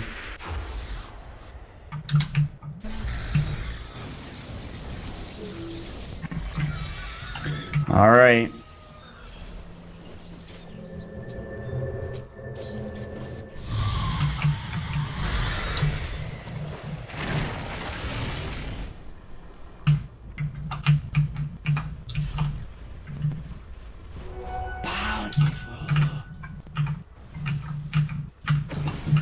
They found Chessie. Hex is gonna go. They need a loaded sword, but they're not nearby. Z-Freak's coming in, but he's too far away. The BKB does get put off. The right click, they push him back. The back wall coming in. Jo trying to fight his way out of this. They'll kill Chessie. He'll buy back. Can they get Swindles? Jo is out of mana. He's low. Another back wall. Jo in trouble. They have to run. The Fiend Grip comes out. Will he go down? Is this going to be it? It will. Rapier on the deck, and Jo is dead for 2 minutes. And just like that, he's not strong enough. The Medusa carry. A failed experiment. Now it's time to head up to the high ground. Screw this Rax. Just get the tier 4s. Monkeys is going to be nightmared up. Moo is going to try his best to push this back, but Z-Freak gets caught. Dagon will go. Another... He just barely lives with 50 HP. The Shivas will not kill him. He's chasing after. He does get the kill finally onto Z-Freak, but they don't give it to him. They're going to go bottom. There's the buyback coming in from Z-Freak. Ice Shards will collect. Will they go home? No. Now, Moo in some trouble. Chessie pops the BKB. He'll have to buy back. Now the tier 3 tower in trouble. Monkeys for pops the deafening limp is in trouble, but he also has buyback. Good Ice Shards. Another usage of that chakra, but he doesn't hit it. Snowball, they'll kill him. And Swiddles is dead for 64. They might be able to take Chessie down. They'll lose Hodskin. They're throwing this fight away. Maybe not. Whitebeard's still up and ready to go, and Moo has got to do this on his own. Buybacks everywhere. Whitebeard back in. They get the Hex up on the left. Chessie gonna get caught with the Ice Shards. Hexed up. Can they bring him down? Can they bring him down twice? Great nightmare. The snowball comes through. He stays alive. The tornado going up. They're gonna lose Whitebeard another time. Moo cannot afford it. They get the kill on Chessie, and they will not lose this game. Not if Moo has anything to say about it. They're gonna keep chasing. Limp might be in trouble. They've got the deafening blast. Can they get the Hex up in 2? The chakra will go. They lose Limp. They lose Limp, and Hodskin on the run. The Dagon comes out. He's gonna die back as well. And they'll lose 4 heroes for 126 seconds. Moo, you are a god. And it is all worth it. The 130-minute game.